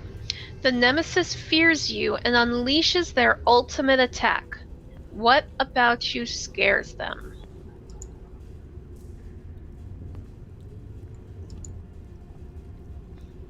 Wow. Oh no! That else. Huh? Yeah.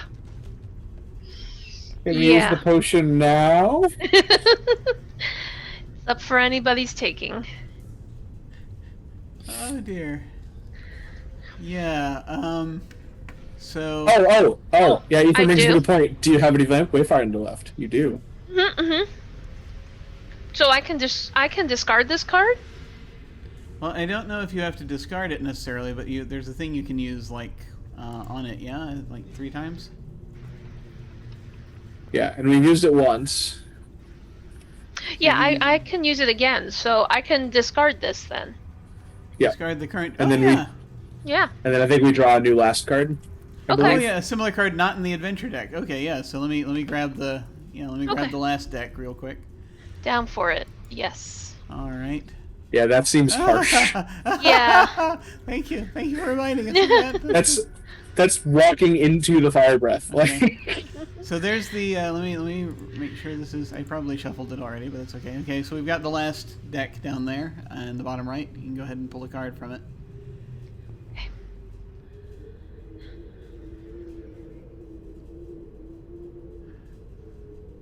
The attack. regular attack. Okay. Yes. That's much better. Oh, this is us attacking. This is us attacking. An opportunity presents itself. How do you strike at the nemesis? If you have a sword and 2 5s. All right.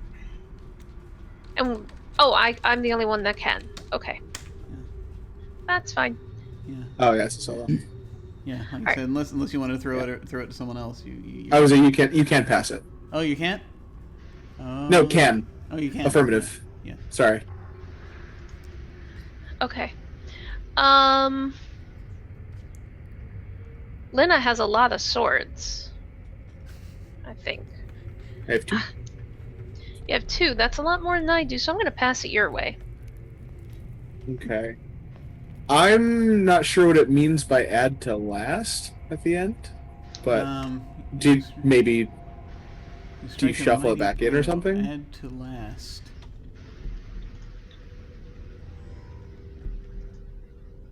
That's weird. Let me see here.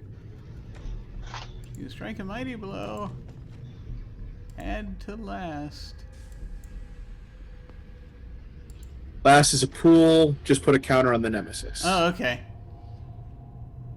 Gotcha. Okay, I gotcha. Oh, because all of these cards are referred to as the last. Yeah, they're like their part of the deck is the last deck. Yeah. I So gotcha. we just grab one of these counters and throw it on there if that happens. Okay. Okay. So I can attempt it with 3 dice. I think Renard would have 4 or 5. How many keys do you have?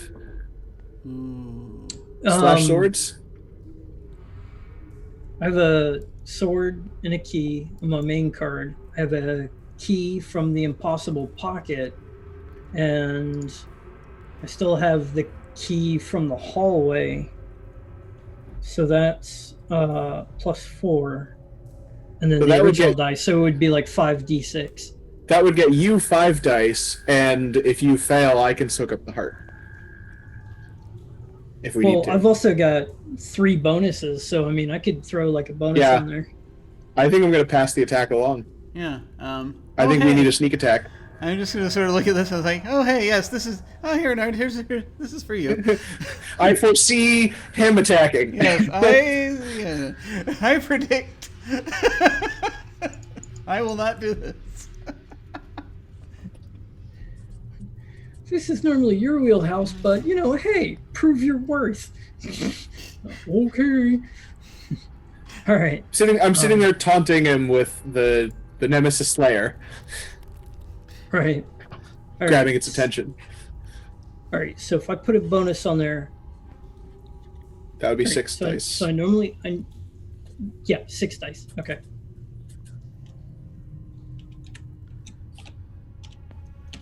You have to slay them. You add the number of last counters. And Nailed it. did I need 2 5s? And I got it. Okay, sweet. Awesome. Cool. So we can basically, you got a counter up there. Yay.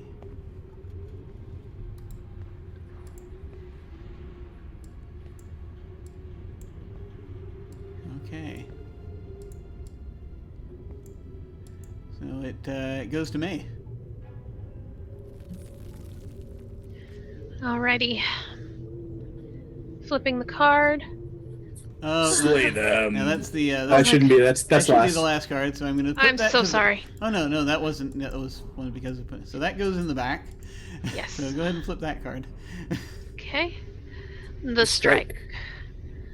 The nemesis lashes out towards you. With what do they strike? Wow. I don't know if anyone else has shields. Not I. I think you have more shields than anyone. All right. I have no shields. Do you want it? Probably. Sure. Okay, passing it towards you. Go for it. Okay. All right. So I have 2 shields. I think I'm going to use my last point of bonus to bump up to 4 dice. 6. And I've got more than enough. Ooh. 666. Yeah. So the Nemesis lashes out physically, I would say, and tries to sort of tail swipe and hit everybody. And just with the combined force of the Nemesis Bane and the Crested Shield, I just kind of block and cushion the blow and slide across the floor like about 5 feet. Yeah. But manage to keep everyone else out of harm's way. Awesome. Brilliant. Okay. The spell. Oh, Words of perfect. power and anger. Where did you learn this spell? From the Bloodstone. From the Bloodstone. That is what happens. I hear it whispering to me. And I call out the dragon by name. And I unleash holy terror upon it. Or attempt to. I need to roll 2 5s, so that's not going to go too well. Luckily, the downside isn't too far down. Yeah. Yeah, especially right now. So, yeah, I've got 1 magic, so I get 2 dice. Here we go. I've got a 3 sitting here I haven't used yet. I don't think I'm gonna. Nope. So I'm interrupted. The thing the dragon sprays a jet of acid at me as this is going on, and I just barely get out of the way in time, and I will lose all blood, which is 1 blood. Aw. And I have no bonus left, but it now goes to Renard. Okay. The maneuver. The Nemesis keeps much in their lair. What do you find that could help in your fight? Let's see. This is a key. So, if I don't use a bonus, I'm at what? 4? Use all your keys and swords. Right. So key and sword plus key is okay. 5d6. Simple math defeats me. I can do geometry and stuff, but The basic true addition. nemesis was the math we had to do along the way. Yeah. All right. So I'm going to go for this one here. What do I find that can help in the fight? I think what we're gonna end up finding is a squirting flower, like one of those lapel ones. But it's the acid is one that the dragon is actually weak to. And It's a base. I don't find it. They Yeah, bat your trick back at you. they bat your trick back at you. They know Oh, that you've no. got hold of a thing from the wrong kind of clown. No. It actually was seltzer water and Oh, not yeah. acid. Ugh. It Lose heart. it was filled with seltzer water. Oh no. Okay, so lose heart and lose all bonus. Mm. Oof. Arg. No, not good. Alright. I almost suggested using your bonus, but Yeah, well, Arg. I'm all like, hey, it's only 2, and I'm rolling 5. yeah. I know, right? Okay. Careful. Okay. The war cry. Beckoned by the nemesis, their minions seek to overcome you. Why do they still fight? Oh, this is everyone. Oh, okay. Okay. I was gonna say gimme, but yeah, it is a party one. All right. So, for me, I have 1, 2, 3, top of my initials, so that's 4. Or should we decide if someone else should go first? Does it matter? This one doesn't matter. Okay. Nope. I've lost a heart.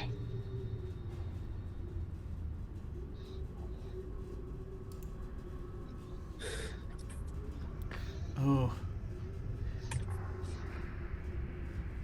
I get 66. I got him. Easily. Excellent. Nice job. Nice. Of course, I don't actually take any blood, but it's fine.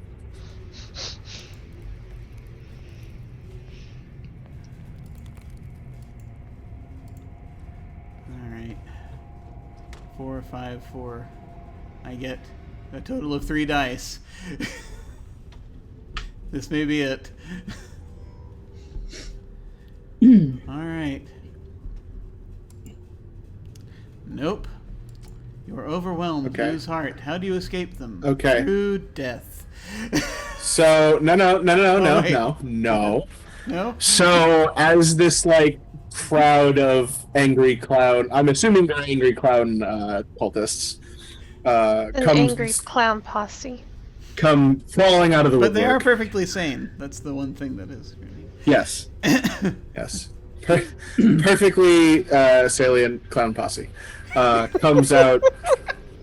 I noticed that some of them are kind of coming up behind you, ready to take you down, and managed to get myself in the way of you and that small pack. So I will lose 1 heart instead of you. Thank you. Oh, God. And with that, let's see how I fare. I'm rooting for you. Oh, very well. Woo! You slay. Take blood. Surprised. That potion still may come in handy for somebody. Oof. So let's see. I think it's to Lina now. Okay. What? Is Slay this the last them. one? Here we It are. is. Yep. Slay them. A fight nearly won. One final blow to end an era. How do you plan to end this? All right. So we add last plus everything, Yep. and it's a solo challenge. Ooh. Wow. Okay, so if we lose, we pass it on to the next character. Yeah. Um. This is your shot. So, all right. Well, let's lose 2 heart. Is the loss? Can I drink the potion now? Should be able to. If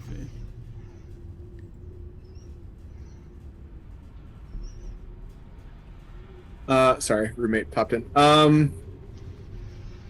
There's no since it's like all right. So, can I use the potion now? Was what I left off on. Yeah. Yeah. May, you good with that? Sure. All right. Yeah. All right. So take 1 heart, put it here 3, and then so I have 1, 2, 3, 4, 5, 6 symbols plus 2 in the last. So I roll 8d6. Ooh. Oh. 5, 4, 6, 5, 4. Man. 5, 4, 5. Nope. That was so amazing looking. Oh man. So Okay. Lose 2 hearts. So, Add to last. yep. And I go to 1 heart. Alright, so last gets another token. Cool. Alright. And then I pass it off to Ivo. Oh, joy! can Okay, do here it. we go. How do you plan to end this? I'm going to try to see where the going to try to basically by telling the dragon it has no future. That's the plan. Yeah. All right. It is only of the past. I have 3 last tokens plus anything that I'm carrying. So All symbols, yep. 1, 2, 3, 4, and if I cash in the bloodstone, I would get 3 blood, which would do me absolutely no good in this situation. So we're going to keep that on. All right. So Oh, I realized I rolled 1 fewer die than I was supposed to. 1, 2, 3, 4. Oh. I forgot the base die. Oh, Oh yeah. he gets a mulligan, right? I mean, if you want to roll that extra die, we could see what it was going to be, but I don't know if that's going to help us right now. Let's see. We need 2 4s, 2 5s, and a 6. 3, 4. It doesn't help us. I'm not going to bother. Yep. All right. So I get a total of 5 dice. So this means I would have to actually make Yahtzee on this roll. No. Let's see what happens.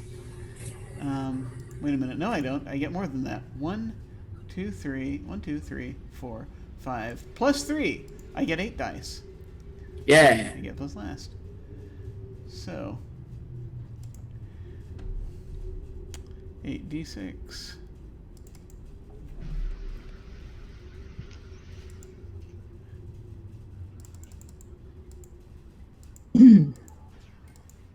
All right. I'm just gonna do this. Okay. 6, 4, 5. Not quite. Almost. I got 3 of them.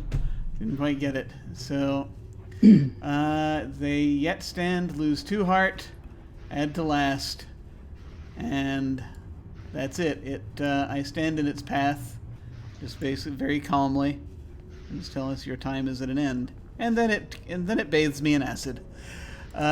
So, the end, death. When you have no think you hearts get remaining, last your words, character yeah. may speak a few final words to a character of their choosing.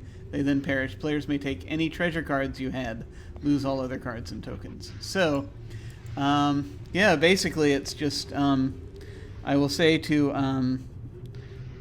I just sort of turn and look to Kafel and just say,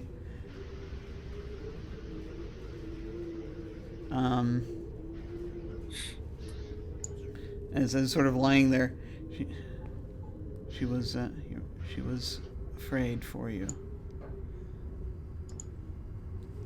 Don't But go, you don't have go. to. Yeah. But you don't have to be.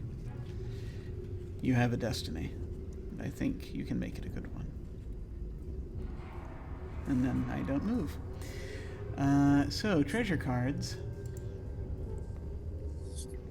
I have a bloodstone. I don't know if Should anyone have can a do hat. anything with that. You also have your wand, don't you? Oh yeah, that counts. Yeah, bloodstone and a wand. So that can be, whoever wants those can grab them. It's an extra symbol. Yep. It's an extra die. And I do add to.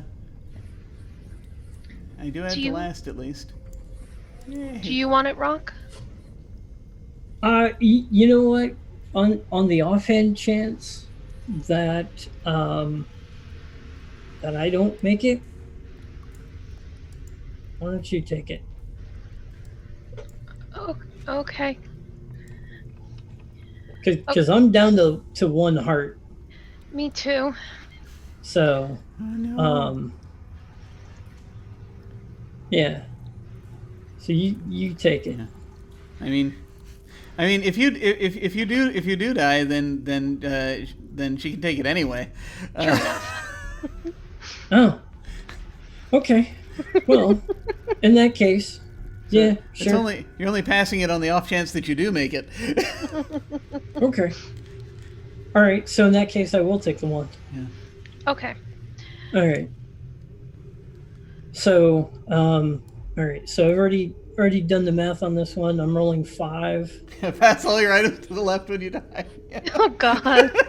You're sitting there, you're doing it, and I'm already goes in there going, all right, let me make sure I got this right. Okay. So 5 plus now the Ashen Wand is 6.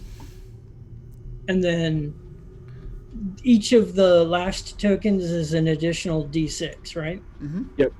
Okay. So that's 10d6. Let's hope. There you go.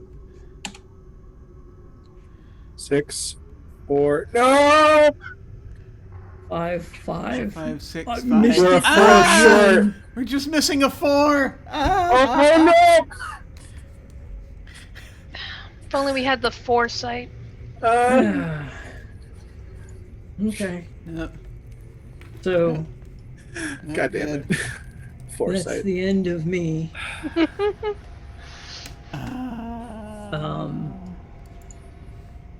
So you get your last words, and then you can pass your magic items along. Your treasures. I think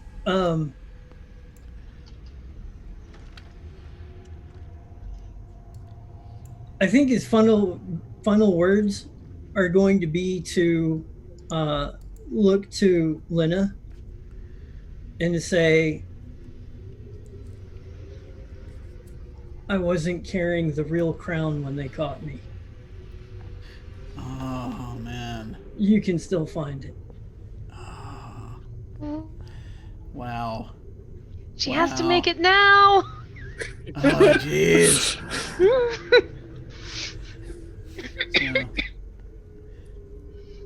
So you can now pass along your treasures to the left. Yep. Here, take my pocket. And the wand and everything. Oh, not that far to the left. Oh. I should That is hang on right. to them for the moment, I think, right? Yeah. Yeah, just leave them on the board, but Yeah. Yes. Yeah. There we go. Potion's been we've drank it, so I'm just gonna set Yeah. it aside. Okay. So I have this is next. Well, it might do something. 1, Oh, never 2, 3, 4 extra, plus I have 5 bonus die. This seems like a good time to use them. Wait, Should the last pool have 5 or 6 right now? So wait, Did we you add got- one for Reynard? Yeah, I added one. Yeah, you got, Okay. you got 'Cause the it was one die that 4 you get when for I showing rolled. up, and then you get one for each item you have, or each icon you have.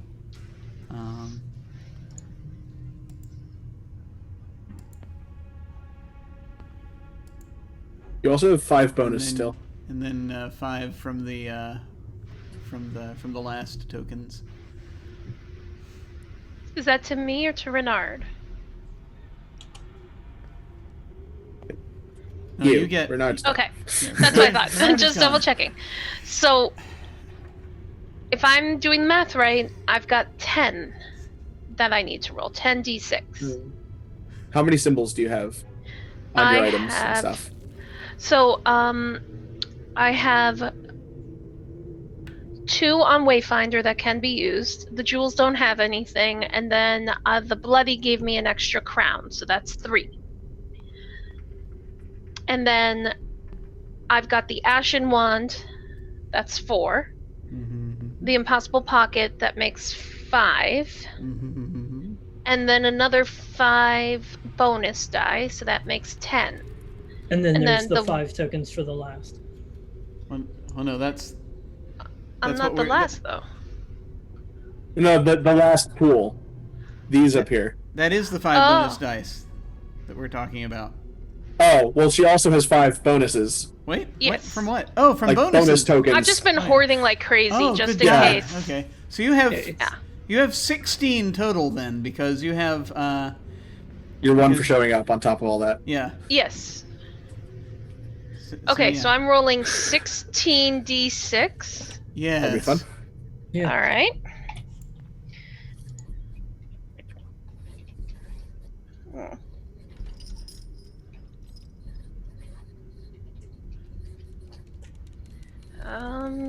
Oh, that's right. They want you to spell roll. Yeah.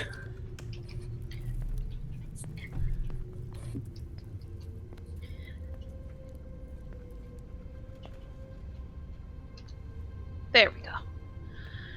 Well, we got 2 4s. We got 2 5s. There's no 6. Ah! I mean, Wow. Wow.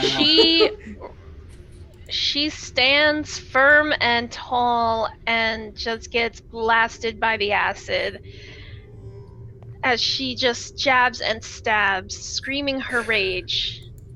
Then she drops to her knees, just shuddering violently, and says, Hespera, Shario, I'm sorry.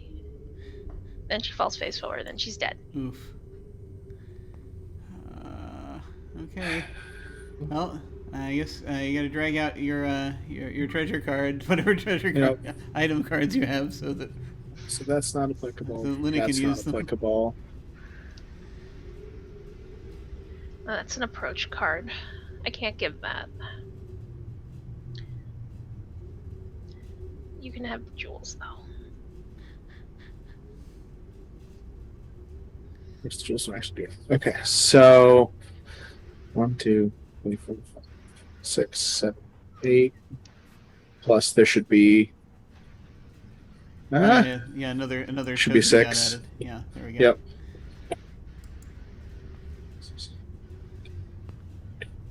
So I only get 14. Oh, this I is think, it. right? 6, This is for the 7, 8, entire. 9, 10, 11, 12, 13. Yep, I get 14. This is for the entire enchilada. Either an enchilada made of dragon or an enchilada made of Luna. We're not sure which. Wait. 2 6s. It's made of one. Wait, no. You did My it. God, it's You got it. done! You 2 did 6s it! to 5 and 3 4s. You did it! Yes. Oh, holy crap! You slay the nemesis.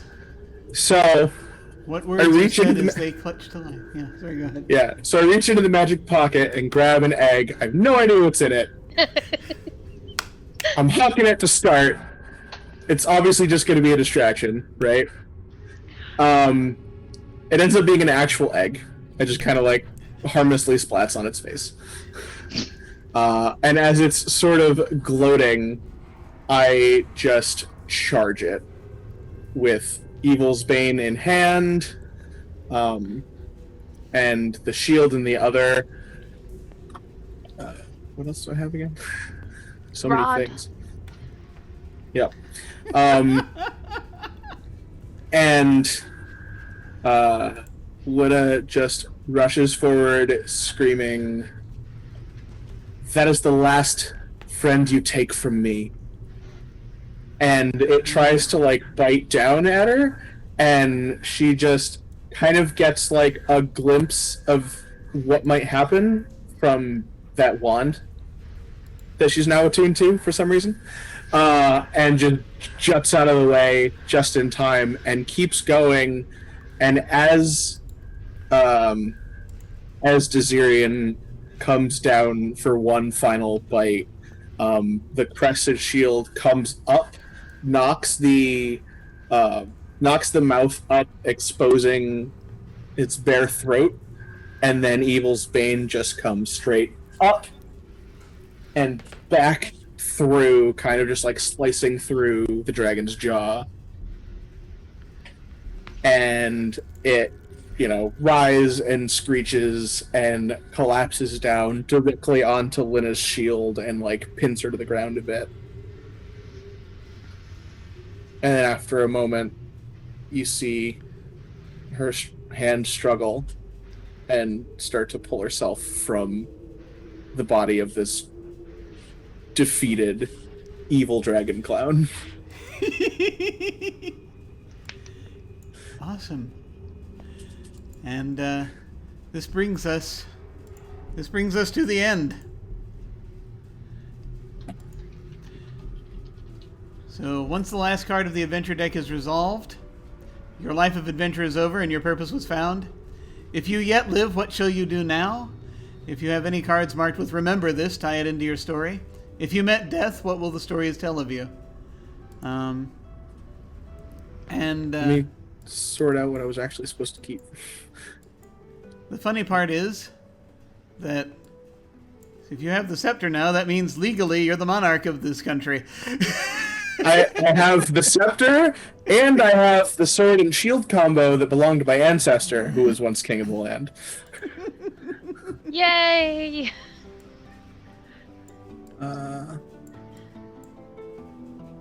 This was a keep the card. I think it's just those two.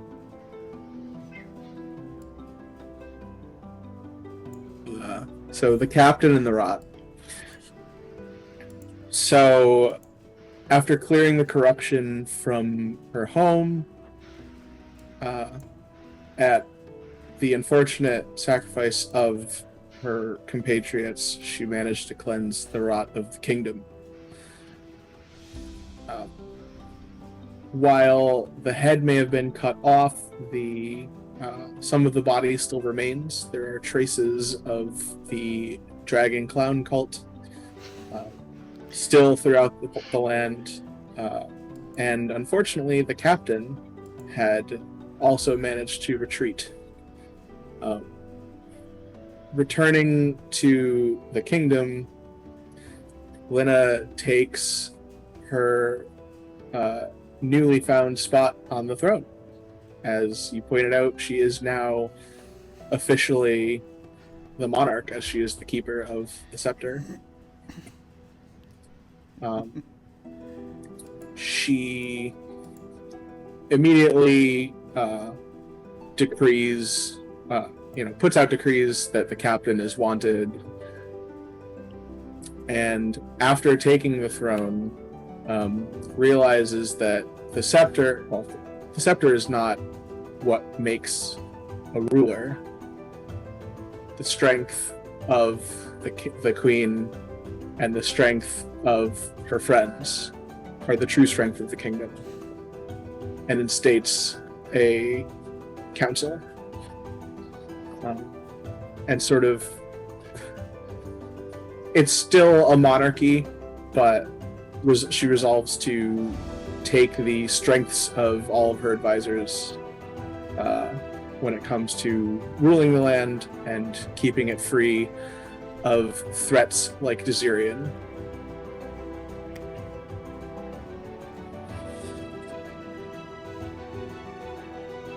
Awesome.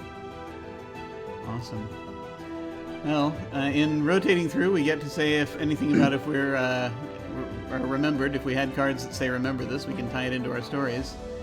I think that the story is just basically, as far as Ivo goes, the story is just mention him as the last seer of the kingdom, and that was the last time that they attempted to try the dangerous thing of looking into their own future. But for the rest of time, though, Ivo himself will stand guard at the tomb, at the what is now known as the Tomb of Sorrow, because he gets sucked into that statue. His soul there, mingling with all the others. The blood gem is definitely hanging on my mantle as well, in remembrance.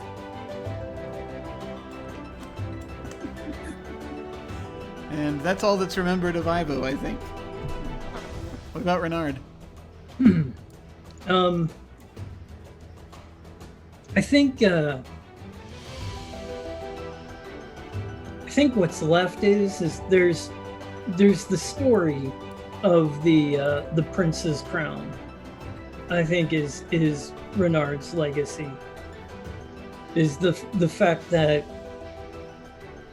you know, the real crown is rumored to still be missing.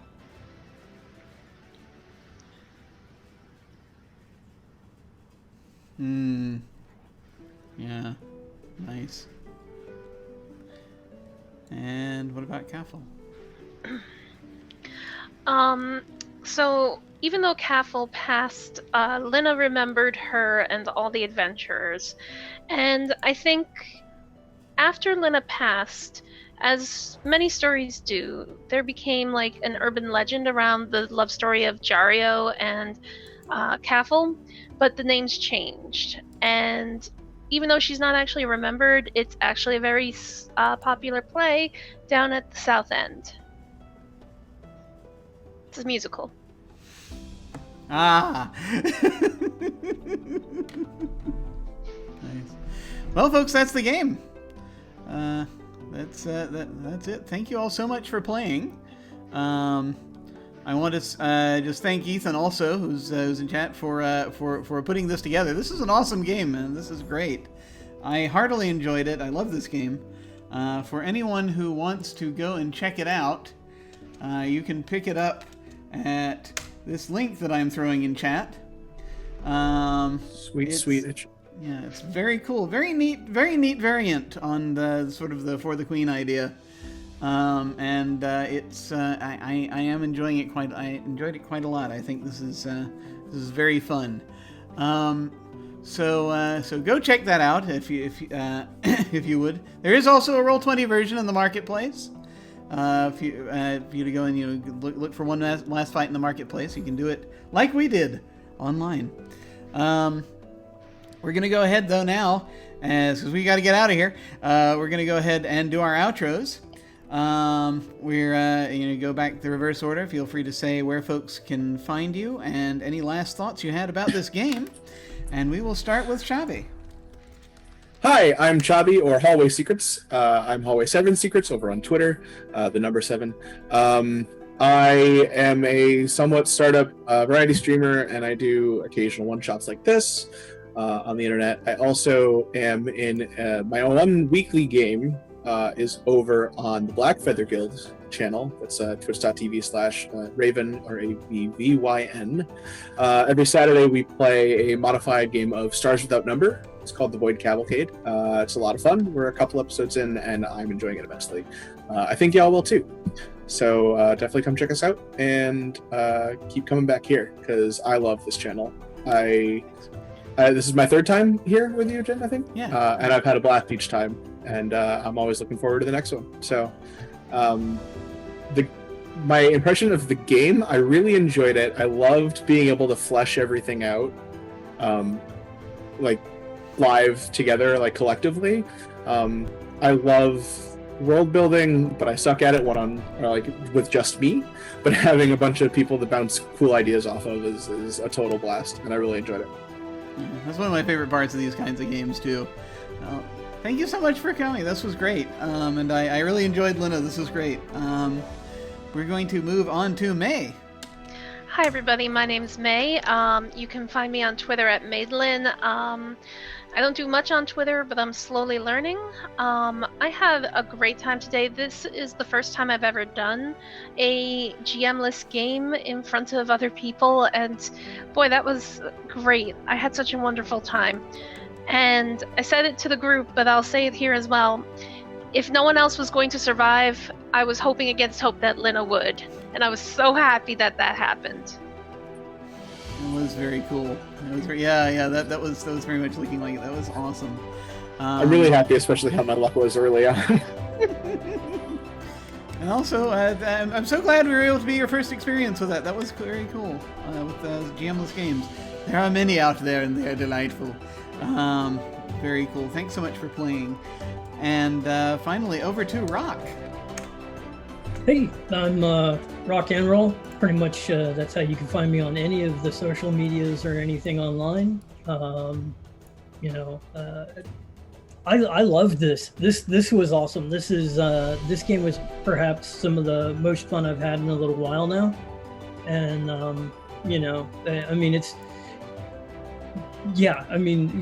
that's really about the only thing I can say about the game is just it was so much fun. I mean, being able to the collaborative aspect and being able to work with other people on this. So it's one of the best things about hanging out on this channel is Jim always has great people on here. Had a lot of fun playing with May and with Chabby and of course playing with Jim. So and this is exactly that kind of game for that kind of environment. So I loved it. Well, thank you so much. I appreciate having your the pocket was delightful. Absolutely, that was very cool. All right, folks. Well, that leaves me. I'm Jim. I am Other Doc on both Twitch and Twitter. My website is jimyesthatjim.com, where you can find my Geek Observation podcast and links to my various other podcasts, audio dramas, writings, and such. I've got links down below to my website, Twitter, YouTube channel, and some of the fiction and games I've been working on, along with links to game signups and applications to join our Discord. So in about 20 minutes, it's gonna be a little longer than 20 minutes. Thanks. No. I got to feel human for a few seconds, and then I'm going to leap back on to try to get this going. But as soon as we're able, we'll be back on early during the 7 o'clock hour, hopefully, for Eastern, for Dark Matter: Ghosts of Saltmaw. At Ghosts of Salt Marsh in Space. May will be there, and that is run by GM Alyssa. And then on Monday, I'm going to be over on Salty Sweet Games playing that evening, playing in their D&D campaign Strange Invasion, Assault on the Barrier Peaks. Then on Thursday, over on Encounter Roleplay at 3 Eastern in the afternoon, I'm going to be running the second session of the short Deadlands Noir campaign they've got me running over there. Dreams of Dust. It's set out in the Dust Bowl region, so I've re-injected a bit of the Western into that. And we had a very good first session. I want to see what happens. Then Thursday night, back over here, we are playing The Sprawl. That is a cyberpunk game that's powered by the Apocalypse, and it's run by guest MC Brian. Then on Saturday evening, we have Invisible Sun, The Edge of Paradox. It's the Invisible Sun campaign that I run. We're getting close to the end of this arc. I think it's going to be very interesting. Then on Sunday, 1 week from today, the one shot I have scheduled, heavens help me, is Paranoia. I'm going to take a stab at running. It's the Paranoia again. I've run it before. I've run a short campaign of it. This is the Red Clearance edition, the pretty much most recent edition of it. And I've got a lot of cards to load into Roll20 soon. But I think it's going to be fun, and so I'm going to start looking into casting that the next day or so. And signups are still open for it technically. I'm going to start casting probably tomorrow-ish on that one, since I need to get a jump on it.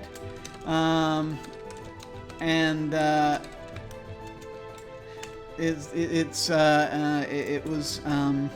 going to be fun. I think it's going to be a lot of fun.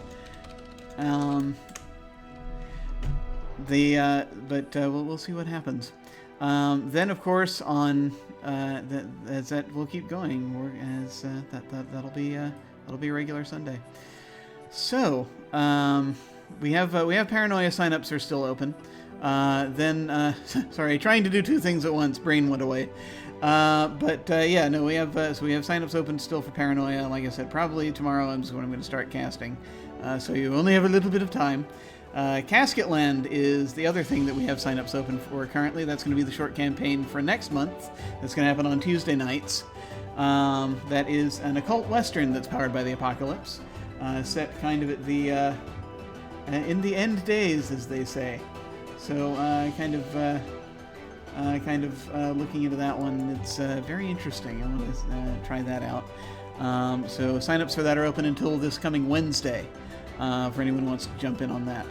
If you want to sign up for anything, go to jimmyesthatgym.com and click on Game Sign Up, or just go down below right here and click on RPG Sign Up.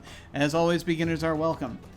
So when we hit the end card, I shall send a raid. Let's see.